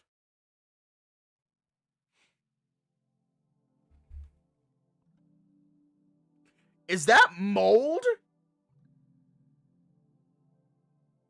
Among Us in real life. Sus. Sus. Tucker is now a xenomorph. Oh, wow, it's not a very big theater, is it? Ah, here we go. We should be right here. Helping me in my frankly enormous seat, we sit down as I begin to look around the room. The first thing I notice, however, is the second monitor hung questionably in front of the first. Marrowyn? Why are there two screens? What do you mean? Up there, why is that monitor in front of the screen? Won't it block the view? The interpreter? How else would you follow the play? What? Oh dear, are you mishearing things again? No, I think this might just be a carrying thing. What's the point of a second screen? It's where the interpreter is presented. They act like a voice or a guide for the show. It's traditionally done live, but as you can imagine, in modern times we have to deal with pre-recorded versions. Isn't that distracting? I suppose it could be if you're not used to it. So it's like a narrator. It's their version of subtitles! I don't know what that is. I guess that's fine. I never much liked narrators, though.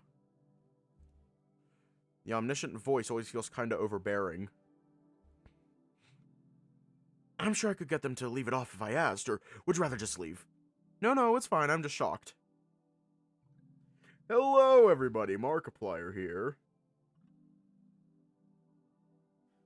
How was that Markiplier impression?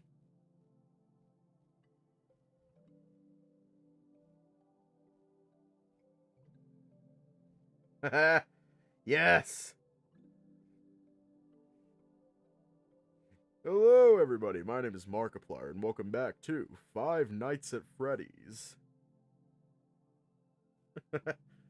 Marked appliance. No, it's fine. I'm just shocked. If anything, this is good. It'll be a chance to learn more about your culture. So, do they just tell you what's going on, or what? Do they, like, provide commentary?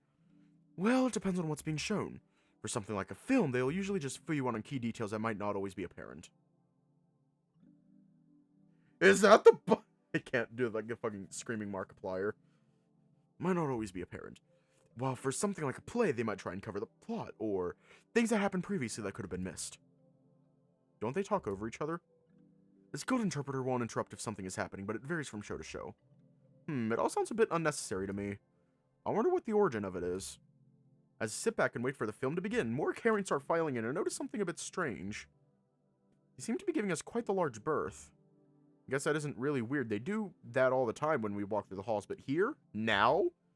There aren't that many seats available. I mean, surely someone reserved one of the seats next to us, right? Wait a tick. Hey, Marrow? How many seats did you reserve? What do you mean? Marrowyn? Most of them.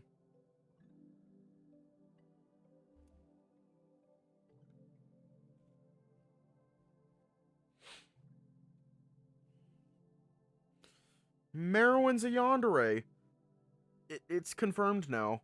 I'm just kidding. No, it isn't. Let out a small huff as I can barely believe how silly he is sometimes. Are you serious? Yes. I just figured that it might be more comfortable for you to have some space. I mean, I guess, but isn't it a bit rude to buy so many tickets? The theater's free to attend and the show plays every week. They'll be fine. Besides, this way if you wish to ask me anything during the film, you won't interrupt anyone else's experience. That sounds like a pretty good excuse more than anything, but he's not wrong. I can't imagine I won't have questions throughout the film, and there are few things worse in life than someone talking over a movie. Alright, you get off this time, Seno. Ugh, please don't call me that. Sorry. Seno. Patting his arm, I can hear his tail wag behind us, and it's conveniently fallen through the hole in the back of every chair.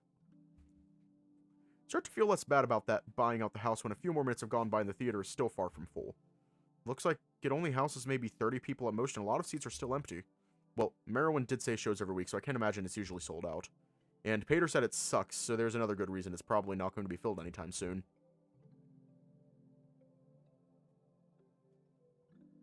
Eventually, though, the lights do start to dim, and I can't help but get excited. The rest of the crew starts to quiet as the lights come on and the screen begins to glow. If you need anything during the show, feel free to ask. I'll be right here. An illegible title card fades into view as a camera descends on what looks like a castle of some kind. Looks like it's built into a mountain or something. Is this my first view of their home? Hey, Marrow, what is shot on my AO? I believe so. Although I believe most of the film takes place inside this castle, which is most likely just a set. Oh.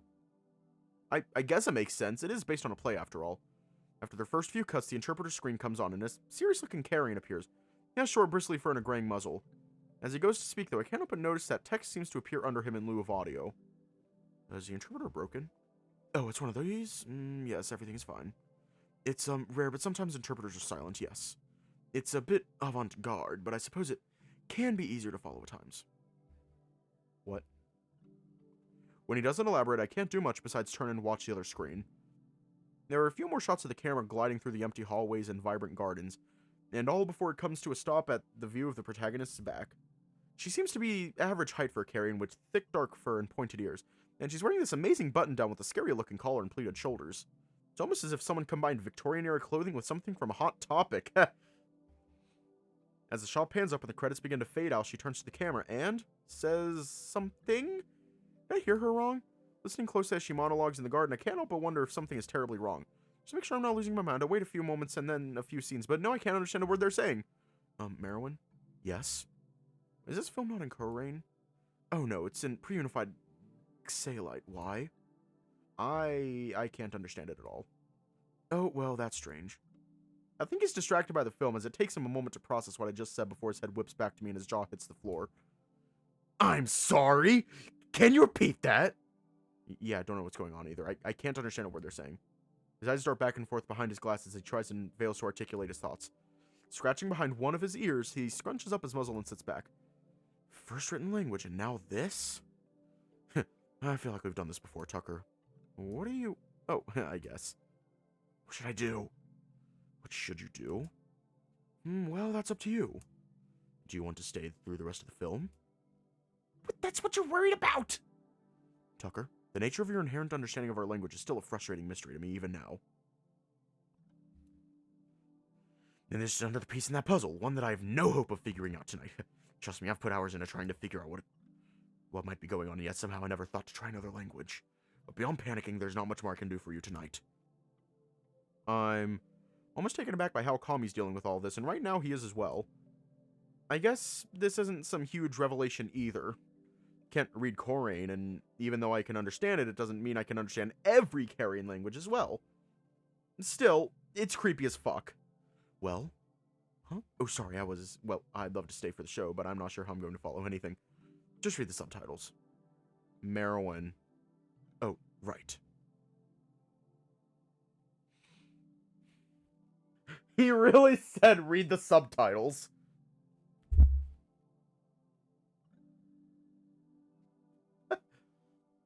He fidgets in his chair, and I can't help but let out a half-defeated sigh. Looking up at the screen, though, a thought starts to form. Marrow? Yes? Would you be my interpreter? Dropping a piece of popcorn on his lap, he turns to me, and even in the dim light, I can see his ears start to flush. Blinking a few times, he centers himself and whispers out, Of course, I'll do my best. That's all I could ask. Leaning closer to him, I stare up at the screen with a dumb smile on my face and wait for him to begin. And to his credit, he does indeed do his best. His best, however, is quite sloppy at first. If this is what the mind of Marrowyn is like at the best of times, I can't imagine how flustered he gets when he's working. So, wait, the queen, her mother, just came back from a conquest, and... No, wait, that says it was her uncle? That can't be right. I think he's trying to follow the film and the interpreter at the same time, which seems to be just confusing as I thought it'd be. I see, the queen's brother, the princess's uncle, died during a conquest, and only his body returned. I should really brush up on my Xalite. Discerning these past participles is not easy. Can you keep it down, please? Ekes out a... Sorry. Before turning to me before letting out a small chuckle. Whether the film is shot on Lao or not, the sets are amazing. From the extravagant costumes to the draping curtains, everything has a certain flow to it. Even the gardens are filled with dreary vines and sagging trees, which the director uses to great success to frame the shots. It's quite the slow film, too, with lots of melodramatic scenes of characters moping around with nothing to do but sit and be with their thoughts. Can't say I don't know what that's been as of late. Eventually, though, when the new queen appears, things start to pick up. How long is this movie anyway? Getting bored already? It's about 2.5 marks long. Is that alright? Damn, that's pretty long. It's fine, though. I'm glad things have picked up, though. The Queen is, well, interesting. How so? Well, from what you've told me, she doesn't seem very believable. It's almost like she wants to get caught. Are we sure she killed the old Queen? I'm fairly sure it's all the leading lady can talk about it. She's even almost pushed her best friend away with all the talk about murder and ascension to the throne. Does Lio have a throne? It did, but that was a long time ago. Oh. It seems as though he's too distracted to give a history lesson right now, and I can't blame him. He's already trying to translate for me as is. Watching further as our characters descend into anger and madness, it's almost funny seeing how Marrowyn decides to translate it all. He desperately seems to try and avoid cursing, and he interprets all of the violent scenes fairly quickly, as if I had not just watched them myself. It's silly, but furthermore unbelievably endearing that even now he's trying to keep things sensible. Oh, bye, Moonlight.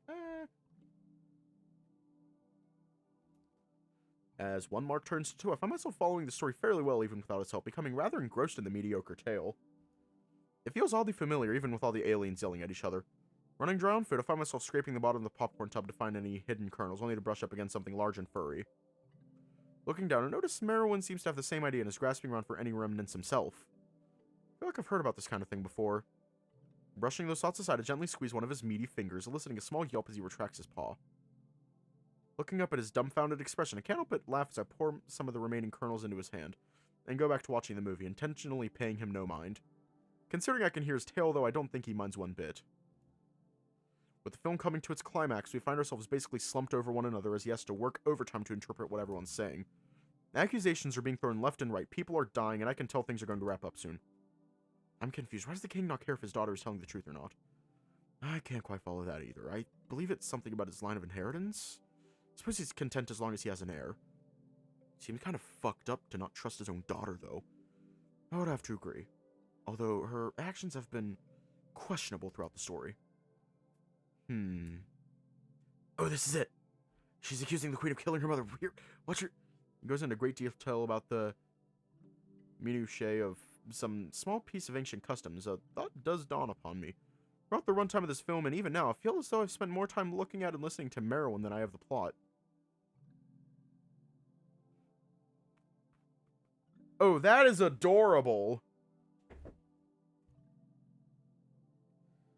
That is adorable.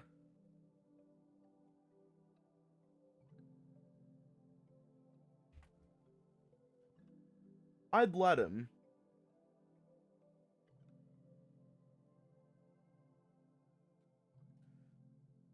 I'd let him.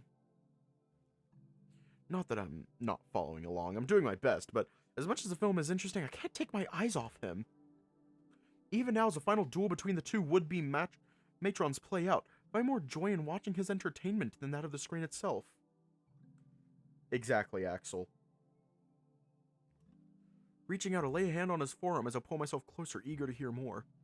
Listening to him race to explain the story and hearing how hard he's trying to get the details straight for me, can't help but appreciate it more than whatever's happening behind me. There's a kernel in his neck fluff. That being said, once the violence calms down, but one heroine remains, I find myself forcing my vision away from him just to save face. Marrow explains that the friend of the daughter, now queen, monologues that no one made it out of the room alive, as even her friend is but a shell of her former self. The curtains fall on the play when the uncle of the queen returns, only to find her kingdom in ruin, and... oh my god, it's just Hamlet. Across an untold distance with millions upon millions of options, they just recreated Hamlet. And they made it bad. Well, at least Marrowyn looks like he enjoyed it. As the lights slowly start to turn on and the credits roll, I turn to Marrowyn and offer a, well, what'd you think? Oh my, it was something, wasn't it? I can see why it's considered a classic. Did you enjoy yourself?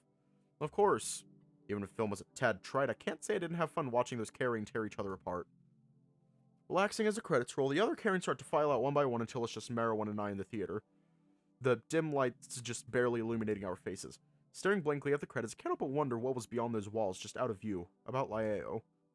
Marrowyn, I know you don't remember it much, and you certainly never lived in a castle, but what was Lio like? It was grand. The people, the cities, the research, all of it. It all felt like it was leading towards something. It still is, I suppose. Unless you guys do all live in castles, I'm guessing this movie wasn't a great introduction to Lion culture, huh? No, not the best. Most Karen live in slums more than anything nowadays. It's just so crowded. Even building the plates didn't provide a solution for too long. The what? Damn it. Turns to face me, only half lit by the rolling credits. As his muzzle twists and curls, his expression is, I would say, one of acceptance rather than discontent. I know I haven't told you much about Leo, and that is another failing on my part, but I suppose in a way it's more out of shame than anything. I know you're aware that Leo has an overpopulation issue, but it's worse than you may imagine. Instead of doing something reasonable like expanding the grid or moving off-world, they built the plates. City-sized slums that do nothing but pollute what's left of Leo's skyline. But I thought you were from an orbiting station, not some city. They are orbiting stations, Tucker. Even after the Icoriot incident, they still made more floating graves. Just waiting to be buried. He sighs, looking at the screen as the last few names fade to black. They're in low orbit, just a few miles above the planet's surface. They act as housing for those who can't afford to live on the ground anymore. It's created quite the interesting division of Laian citizens. Those born on the ground, those born in the sky, and those in true orbit, in space. I had no idea. I know, I'm sorry. They're a temporary solution, one that's been in place far too long at this point. He sighs and turns back to the screen, now just an empty void. That was surprisingly forward of him. Maybe he took some notes after what happened this morning. Still, that's shocking to hear. I won't push him on it now, as I'd hate to end our day out on a sour note. But it's worth remembering for sure. So, are you sure this is the only film being played for the next month? What? Yes. Yes, it is. Well, that's a bit of a bummer. I was hoping that maybe we could see some other ones sometime soon. Perhaps something I could actually understand. I could talk to someone about that. I'm sure that I could find something. Let me... Looking away, he mumbles to himself while staring off into a few different directions before... There! I requested there be a change in schedules for the theater. Or perhaps I could always ask for a private screening. Oh? That sounds amazing. Maybe the next time we're here I could ask him about... Wait. How did he... Marrowyn, can I see your monitor? Sure, why? Nothing, I just wanted to see it. Sure, let me... Reaching into his pocket, he pulls out his little phone and hands it over to me. You know, the station does have quite the large selection of films. I'm sure that if you wanted, we could pick out something together, perhaps something more appealing to you. Flipping his monitor open, I try and press some of the buttons, only for nothing to happen. I remember this one film that Paytr told me about. He said it was a feast for the eyes. Never did get a name for it, though. It's fucking Gladiator. Hitting the switch on the side, it slowly starts to turn on, the pixelated logo gradually burning into focus. Well, what do you think? Was this ever on? Tucker? Huh? Yeah, sorry. Closing the monitor, I hand it back to him and snap out of it. Yeah, I think picking out a film together would be great. Let's do this again, yeah? Taking a short breath in, he leans back a bit, as if my words hurt him somehow. Only for the biggest smile to crawl its way onto his face as he leans forward and quietly says, I'd like that, Tucker. His tail wagging behind him the whole time. He stays placidly calm for a while before getting up and stretching out his back, helping me up as well. Heading out of the theater, he grumbles to himself as he has to pick a few pieces of popcorn out of his tail.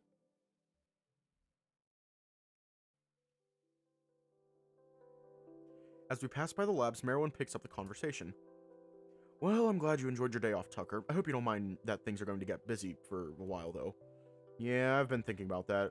Are you going to be alright with Soaknose coming tomorrow and everything? It's happened before, we'll be fine. Even when they show up tomorrow, it's not like the first thing they'll do is walk into our lab. They have meetings to go to, people to greet, etc. I'm more worried about the professor. I'm sure his schedule is going to be a bit hectic these upcoming weeks. Is he dragging you into any of it? I offered, so we'll see. I'm sure that I'll need to attend to him from time to time, yes. And as much as I know that might irk you, please don't worry too much. I've already accounted for it in my schedule, so I shouldn't be working any more than I normally would. Which is already too much. Honestly, Tucker, I'm more worried about you. Huh? We've all been through this mess before. Even the newer executives like Director Tehran have dealt with it, but you? Well, personally, I just hope you can stay out of the way. Another reason I offered to help Tyr is so I could keep a close eye on whoever shows up tomorrow. What would they want with me? Tucker, you're an alien. Void knows what they could ask for. I've been trying to keep my demands rational here, but Soak knows? Well, they tend to ask for more than anyone can give. Are we certain that they know I exist yet? No, I don't believe so. I wouldn't put it past them, but there's no way of knowing for certain until tomorrow. You could always, well... Swiping his card, he lets us into his room, gesturing with the wide paw.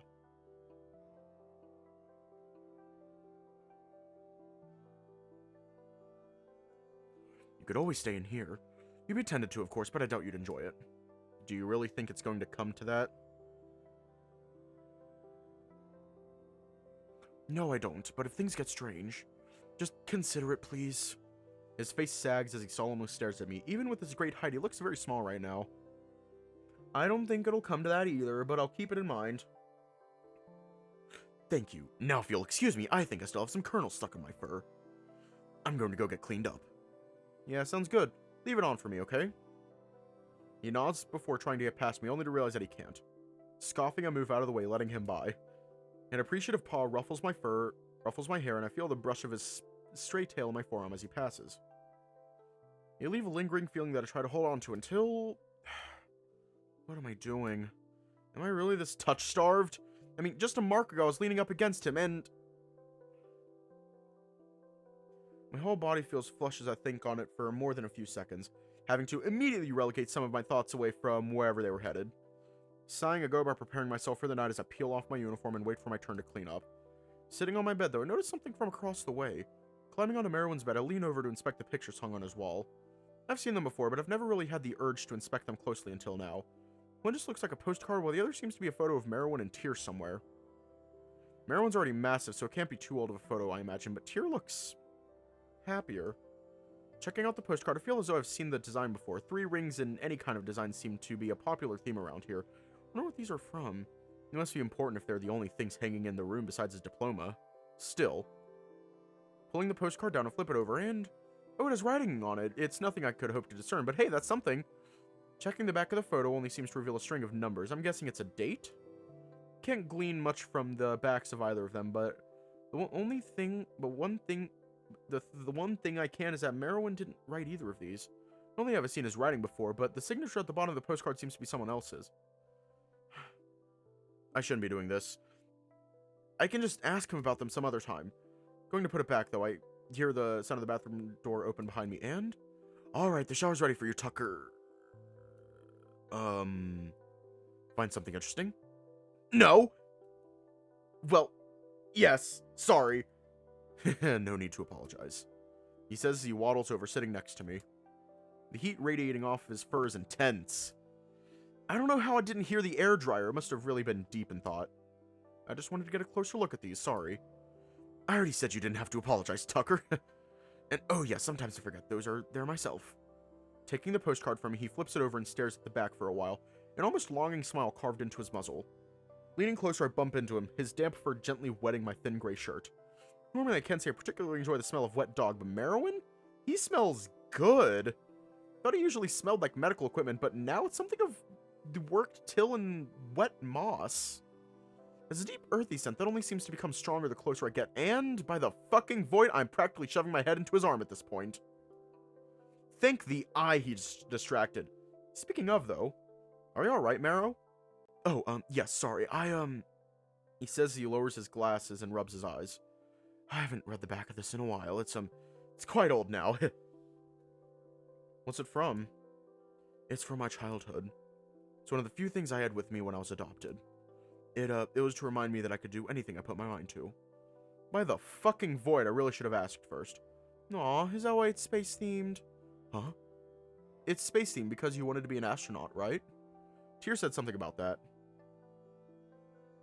Oh my god, I forgot about that! I think.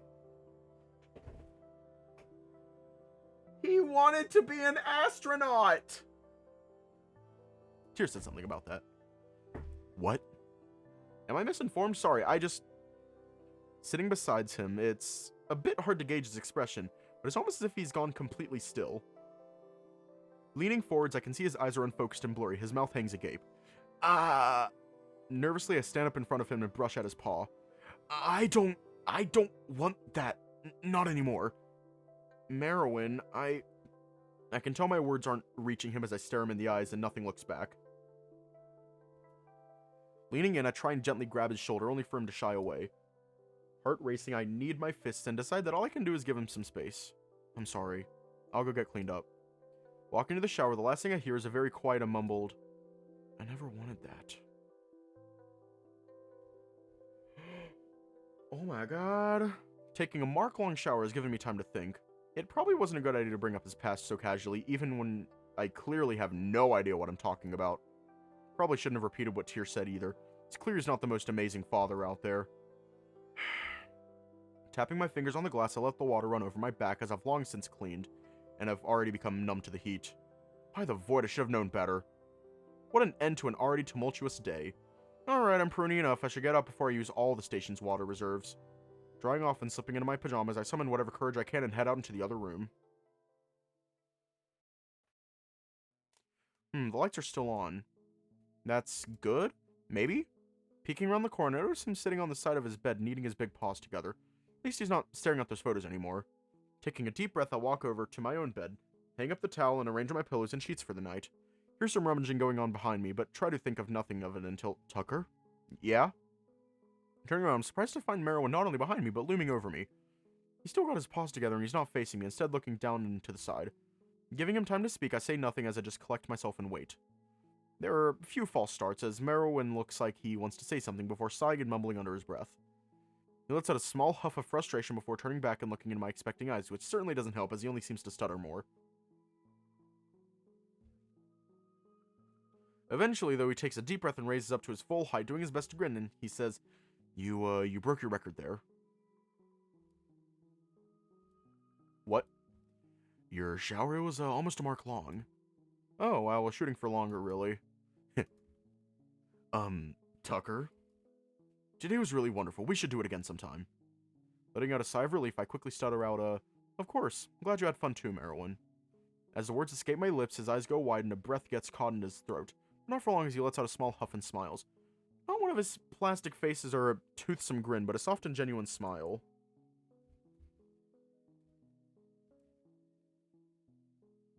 Still seemingly unsure of what to do with his arms, though, he slowly raises them up on either side, and... Oh, is he asking for... I already told him. Raising my arms up, I mimic his pose and just wait. Taking one big step forwards, he wraps his arms around me as I do the best I can for him. It's not a long hug, nor is it particularly tight, but it's caring all the same.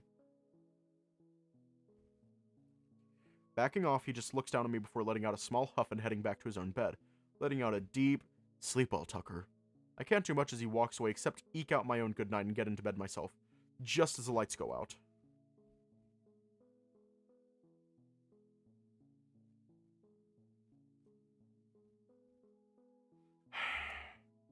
I haven't been able to find any kind of rest for the past mark. I've just been kneading my sheets and rolling back and forth, just trying to doze off, but nothing comes. I can't stop thinking about that postcard. What was it that caused him to trip up like that? I know he's had a tumultuous childhood, but what was that? Why show me it at all if there was something so personal? Was it because I asked? Is it because I'm his roommate? Or his friend? By the fucking... I can't torture myself like this. Not at this hour when he's 5 fucking feet away from me. It's not like I can do anything else, so focus on tomorrow. Focus on tomorrow, focus on tomorrow. What the fuck am I even doing tomorrow? I'm probably going to get left behind again. But that's alright. It might be safer that way. Maybe I'll text Paytr and see what he's doing. This would be so much easier if I just had some answers. If any of us knew what the fuck was going on, maybe this wouldn't be such an issue. But no! The only person who knows anything seems pretty intent on keeping it that way. And it's not like we can just walk into her office and ask anyway. The thought is so insane that it quite literally jolts me awake as I sit up straight in my bed. My eyes glance at Marrowyn, who's sleeping on his back as still as a stone, before shooting to my pants on the nightstand. Silently standing up, I creep over before emptying the contents of the pockets into my hand, only to catch the only thing in there, an Icoriod 2 terminal key. I think I know my schedule tomorrow. As it turns out, I have a very important meeting with the captain. Day 20.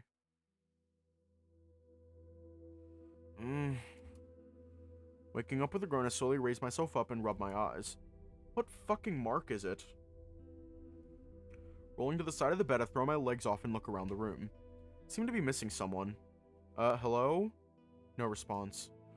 Maybe that's for the best, though, especially considering what I'm planning on doing. It's not like he could really stop me, but I doubt it would make his day any easier. Is this really a good idea? No, decidedly not, but I think I need to do it anyways. Hey, I mean, maybe she'll be impressed that I'm taking the initiative or something. Or she could always take my terminal key away.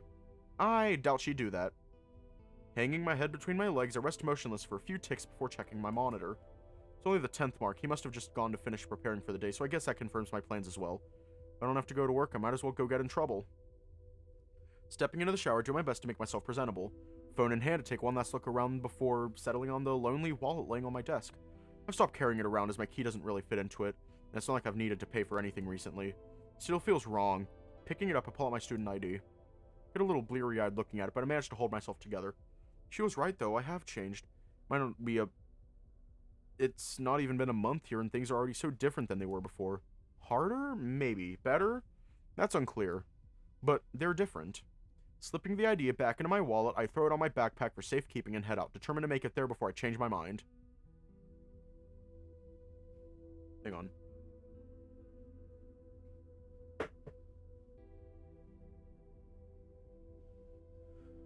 Oh. Oh, that goes back far. I don't like it. I am, like, adjusting my chair right now because I'm never going to be happy.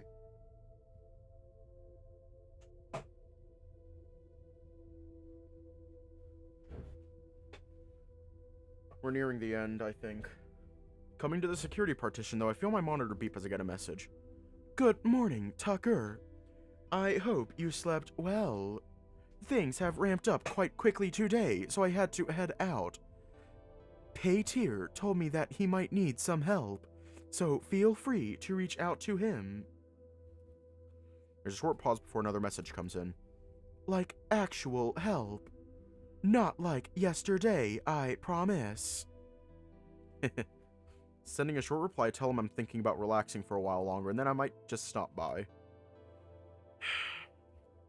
Speaking of reaching out, should I have maybe made an appointment first? This has all kind of been a spur of the moment. Do I really think I can just waltz into her office and ask her what's going on? I mean, the less I think about it, the less I'll panic about it, but I really should think of something. What do I even ask her about, though? I know I want to ask about the executive coming today, but is it too late for that? I mean, they'll be here in a few marks, so maybe I shouldn't bother. I could always try to see if she'd tell me more about what else is going on around here. I know Soknos doesn't just show up for fun, and I know the Marrowyn is on the fritz too, so... What did we talk about last time anyways? I was a bit out of it. We talked about me and my new job, why I was here, and some other shit like that, and... Ah, fuck, in the eye. I should probably think of an answer for her about that. Slouching, I meander through the hall, seemingly ignored by most of the carrion here. Seem far too worried about their own affairs today. I guess a surprise inspection will do that to you. Slipping past a few crowds, I make my way towards Marrowyn's lab and the elevators beyond. I guess we really didn't talk about too much the last time we met. It's mostly just about me. I mean, I learned a bit about the Marrowyn, but that's it. Should we be interested in talking about anything else? Actually, I distinctly remember her saying that she wouldn't mind just chatting sometimes, so I'm not sure if now counts as sometime, but I haven't got a better option. Walking past Marrowyn's office and making sure that no one inside spots me, I make my final approach to the elevators. Really, though, our first meeting was fairly short. Not that I'm expecting to take up too much of her time today, but I wouldn't mind setting up an actual meeting to just talk sometime. I know her sheer presence scares Marrowyn to death, but I don't think she minds me much. I think she might just see me as an oddity or an opportunity, but she wouldn't be the first. And really, it'd be the most beneficial for all of us if I get on her good side. Stepping into the elevator, I hit the top few buttons and wait for the doors to close. Fairly sure I'll end up on the right floor eventually. I'm even too excited about this. This could all go bad real fast. I mean, I barely know her. And last we met, she basically toyed with me for half a mark before laying her eyes on me. Ugh. As the elevator flies up, I can't help but feel a distinct feeling of panic begin to weigh on me. I could head back, see if I could do something else. Or... There's only a second for the inkling of fear to form before the doors fly open and I see I'm on the right floor. Well, here we go again. Walking through the executive halls feels strange. In stark contrast to the crowds down below, it's dead silent up here. Not even a rogue... Not even a rogue accountant bustling about with a sheaf of paper or anything. Closing in on my destination, I can't help but feel a bit better. Perhaps just because I've resigned myself to whatever it is I'm doing. Or maybe because deep down I know this is the right decision. Stepping off to the side, I fix my hair a bit and straighten my jacket before approaching the final hallway.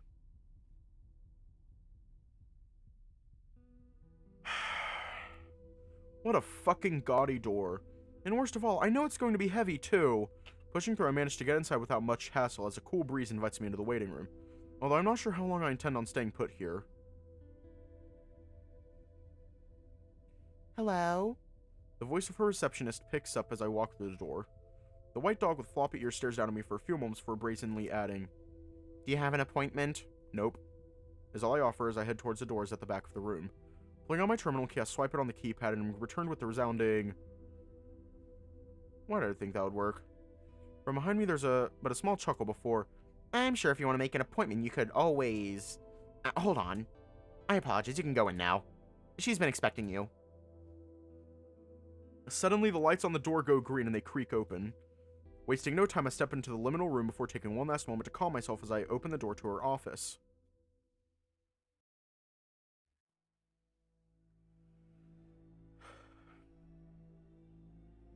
I don't make it far before she speaks up, but at least she's facing me this time.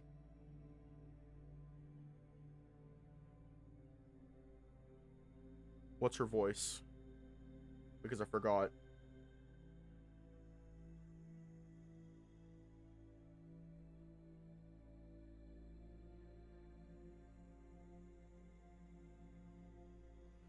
You've managed to pick quite the bad time to show up, Tucker.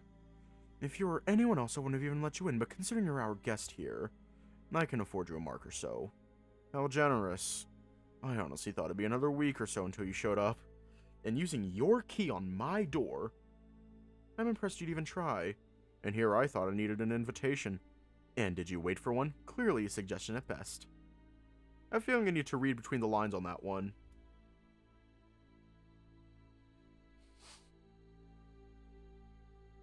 I roll my eyes as I sit down in the oversized chair, doing my best not to appear small. I must say, you have shown some amazing restraint for someone with such few options available to them. So, why are you here? I don't suppose you've come by just to chat, hmm? And if I have? For a moment, as a conversation takes a dip, she looks almost disappointed, but it doesn't last long. Leaning into her desk and dragging her claws against its surface, she replies. She chuckles, replying, I suppose we all need a break at some point. Letting out a small huff, I do my best not to fidget as she leers at me. Her wry smile not indicative of anything but the power she wishes to exert. I hear you've taken up your new position well. I'm glad to see my intuition was correct. Are you enjoying it? Out of all the things she's said in the short time I've been here, that shakes me the most. Fun doesn't seem like something she'd care to factor in. I am, yes, the director and I get along quite well. Thank you again for the opportunity. And your time since we last met has been fruitful, I hope? Busy, but not without reward. Oh? Her grin tells me everything I need to know. Don't push it, human. And your accommodations all fitting, I suppose? Leaning over a bit more, she eyes up my uniform. Yes, everything's been taken care of. As I like to hear. Reaching over, she grabs her cup and takes a sip of something before leaning back and massaging her brow. Speaking of your director, things seem to have cleared up a bit since we last met, so I can only assume I have you to thank for that. Although I do think taking a day off right before Sokno's executive shows up may have been a bad decision. You heard about that? Most of the station's heard about it. You can't just walk into a crowded theater and expect people not to talk about it, Tucker. I've even heard people are calling it a double feature. Please, just tell me you didn't enjoy that waste of a film. I'm open to suggestions if you have any. But really, Tucker, taking a day off at a time like this, whatever could have given you that idea? Leaning over her desk, her smile cuts across her face like a knife as her eyes play murder in the space between. I don't budge, though, not a fucking inch. With a short breath, I let out a small huff and I know my answer. Well, I suppose we all need a break at some point. Like nails on a chalkboard, her claws arc across her desk like her paw balls up. Any trace of mocking humor now gone from her face, replaced with stoic anger.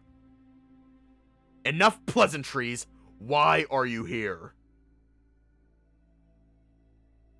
Maybe I pushed it a little too far, but fine, I want answers. Seems like I won't be the only guest here for long. Mind telling me what's coming our way? The Soknos executive? You came here for that? Tucker, if you wanted to waste my time, we could go back to talking about your date. Did that come out right? You're not worried about it at all? Even Tyr is scared. Seno gets flustered if a document is out of place. Of course I'm not worried. Last I saw it, it's some high-ranked nobody who's been sent here on a fool's errand to do Void knows what. Just because he might have some credence coming from Heron doesn't mean that I need to suddenly turn this station upside down for him. Frankly, they could send the director himself and I still wouldn't care. The director? The head of Soknos operations, Tucker. Our boss. And you're sure he's not coming? If I had that thing on my ship, I would crash it into the ground myself. No, it's just some lower board member from the Heron. I believe I've met him once or twice before. Some awful gala or something. Director Yorst. His deeds are about as forgettable as his name. Short, portly fellow, he's got a few degrees in quantum physics, but nothing more. It pains me to say this, but he's half the man Seno is, so sending him is more of an insult than anything. So while the fuss then, Marrowyn's been freaking out about this since they learned about it, and Tyr even longer. An inquiry is an inquiry, Tucker. While I might not respect the man when he's here, he speaks for all of Soknos. It wouldn't be hard for him to replace anyone on the station. Well, present company excluded. So they're right to be worried.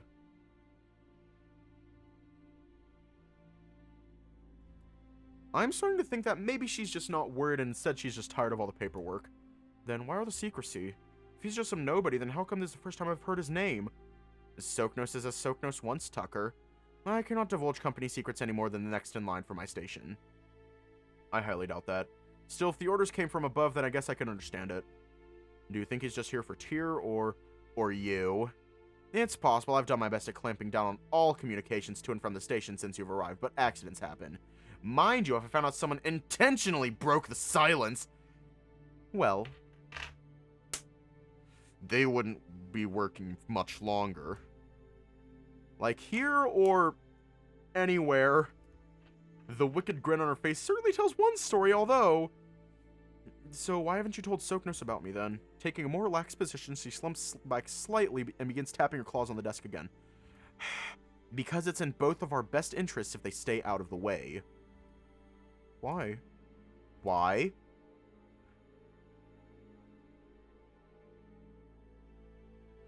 Because they meddle in things they don't understand. Isn't that what's going on in the basement right now, though? A scowl crosses her face as she rolls her eyes. Propping herself up, she leans forward and gestures out with her paw. The difference, Tucker, is that Seno knows what it is like to take a life. And it haunts him. The higher-ups of Heron simply wish to play God without the consequences. Anyways, better he do it here where I can keep a watch on him rather than some other warden. I didn't think you cared that much about his work. Don't let him think I do. I'll never hear the end of it. I simply have a debt to pay. The room silences as she turns to the window and lets out a short sigh. Staring up at the void with her, I can't help but feel small all of a sudden. This world has played out for so long on its own, and I am merely an interjection. But no peace can be found here, not yet. So what, you just do your best until Soknos gets in your way? It's not just Soknos, it's more complicated than that, Tucker. And no, I will not be getting into the minutiae of carrying socioeconomics to explain that. Just know this. There's always someone working with you and always someone working against you. But why? Why work for them then? Because I need to see this through! I do my best not to flinch as she slams her desk with her paw. A snarl is quick to fade as she lets out a small huff and centers herself. And so do you. What is she... I think I get it. So that's it then? All of this is over... the Marrowyn, not you? Yes. I have no doubt that when they find out that you are here, things will get complicated. But until then, you have nothing to worry about. Nothing except the Marrowyn. Were you afraid of it? It ruined my life! You're not the first person to say that. Anyways, don't be intimidated by it. It took over 100 cycles for this to happen. I doubt anything extraordinary will happen anytime soon. The way the words slide off her tongue make me think otherwise. So we just wait until Soknos gives Tyr the go-ahead to keep working, and then what? Pray? Pray? What a silly thing to do! The room falls flat as we stare at each other down from across the desk. The frown on her muzzle twists into a rather wicked grin, and I can't help but think she's enjoying this. So what then? What now? You already know the answer, Tucker. We wait. Once Soknos has finished throwing their little spat here, as they have done so many times before, we can get back to work. You mean Tyr can get back to work. You seem to be putting a lot of faith in a man you hate. I don't hate him. I've just known him long enough to come to find him waiting. And how long is that? 2 lifetimes at least. More half answers. This really is all just a game to her, huh? Feels though I need to ask the right questions to cause her to slip up. Or at least until she gets angry enough to belt out a truth or two. What's so for, though, all of this? The charades, the inquiries, the subterfuge. Surely you want something from it all, right? Her jaw moves under her skin as she chews on some thoughts, perhaps redacting whatever truth she wants to bite off. With a rogue glance at the window behind her, I think she finds her answer. Freedom, ideally. Freedom from what? It's not from anything, it's for everyone. For the people burning up on Urian, for the citizens choking on Laeo, those struggling on Reich. Be careful, you're starting to sound an awful lot like Tyr. Rolling around, she turns away and leans her head up. You know, every time I look up, I'm reminded of it. How it's always there, just staring at the back of my head. I thought we were talking about the Marrowyn. I ask as I follow her gaze skyward. Oh, we are. Do you remember our last conversation, Tucker? I asked what you thought of the eye. Has your opinion changed? It has. Has yours? No. But I do think about it more often. And? It was once God. She replies almost lackadaisically. And now? Well, that's to be seen, isn't it? And yourself? I do expect an answer. I don't think it's lonely anymore. Oh? No. What I thought was loneliness before is something else. It feels closer to envy. But for what, I don't know. Her claws tap rhythmically on her armrest until coming to an abrupt stop as she turns back to me and says, You'll get there, I'm sure of it. Well, with that out of the way, did you have any other questions for me today? Or have you sated your curiosities? As she leans over the desk again, I can't help but roll my eyes. At least she's enjoying her little game, even if she's the only one playing. What do you think I should do while the executive is here? Marrowyn thinks I should stay out of the way until they're gone, but who knows how long that might be. You should stay out of the way, Tucker. Weren't you listening? I don't want Soknos on the station any more than you do, but the fastest way to make them go away is to stay out of their way. I think she can tell I don't quite like her answer as she continues. It's a big station, Tucker. If you refuse to stay in your room, just do your best to avoid them, alright? A bit embarrassed, I let out a small scoff and look away. It's fine, it's only temporary. Eventually, whenever Soknos is done here, they'll go back to doing whatever it is they do. It's not like Marrow really needs me to help out, after all. He got along fine before me, and they'll get along fine. Is there an after me? Captain? Yes? What's your plan for all this? You'll have to be more specific. For me, being on the crew, working, scurrying about as you put it. I don't know if I see a future for myself, but for some reason, I feel as though you do. Hope I didn't just agree to play this game with her for the rest of my life. I've said it before, Tucker, but you really are worth keeping around. Whatever plans I may or may not have for you should not prevent you from living your life as you see fit now that you are here. Now, that is not to say that I'm not without any answers, but for now, I think it best that you and I just keep an eye on one another, Yes, Captain. Good. Now, if that is all, I do have to get back to work at some point today.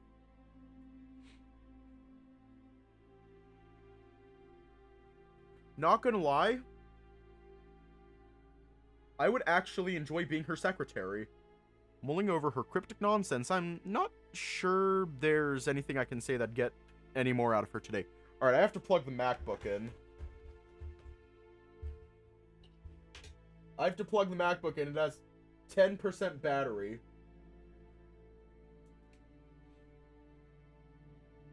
It's an Apple device, it has shitty battery. Mulling over her cryptic nonsense, I'm not sure there's anything I can say that'd get any more out of her today. I have enough to think about as is. no, although a thought does strike me, something that threw me off earlier, and one that I'm not even sure is worth bringing up. One last thing, actually. I'm just curious. You asked me about this earlier, and I can't help but wonder. Do you enjoy this? You asked me if I enjoyed my work, and I can't help but wonder the same. I do hate my awards are thrown back at me. But at least you picked the right ones. Yes, I do enjoy it, Tucker. Why do anything you don't enjoy? Do I miss the simplicities of being a guard? Of course. But I know my place, and I hope that you do too. You could always take a break. Don't push your luck. Don't worry about me, Tucker. It's unbecoming. Unlike your guardian, I'm completely capable of taking care of myself. Now, I believe you're heading out.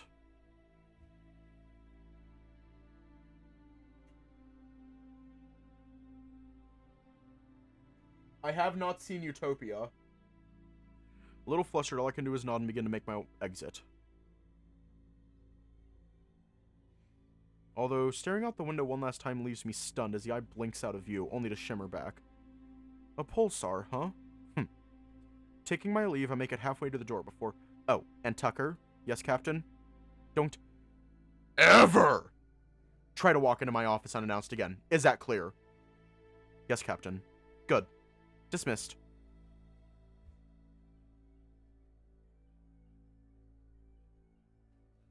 Well, I think I got out of there pretty unscathed.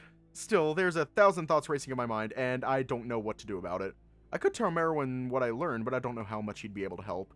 Maybe I should see if we can set up a group dinner again, although that last one didn't go so well, actually.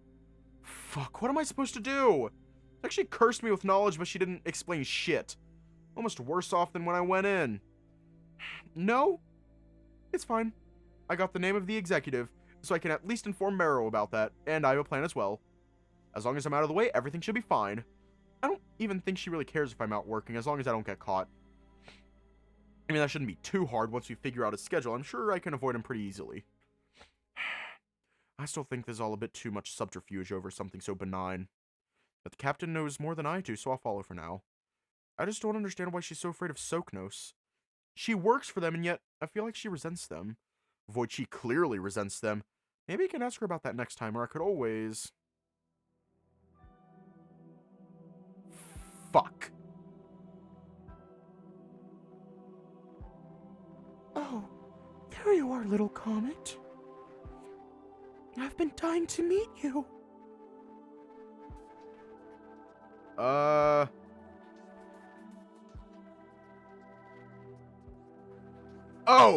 fuck no! You cannot leave us on that fuck-ass cliffhanger!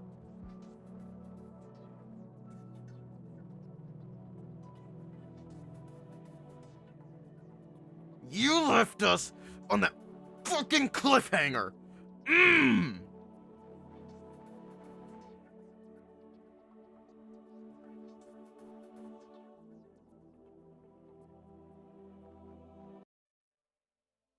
That fucking cliffhanger! I am pissed. So mad right now. Except not at all because I can't wait. Fuck. It's fine. Not tonight. Not tonight. I already ripped the files. I'll say it later. Stay safe. Have a good night. Devil's Gambit tomorrow, and I will see you all tomorrow.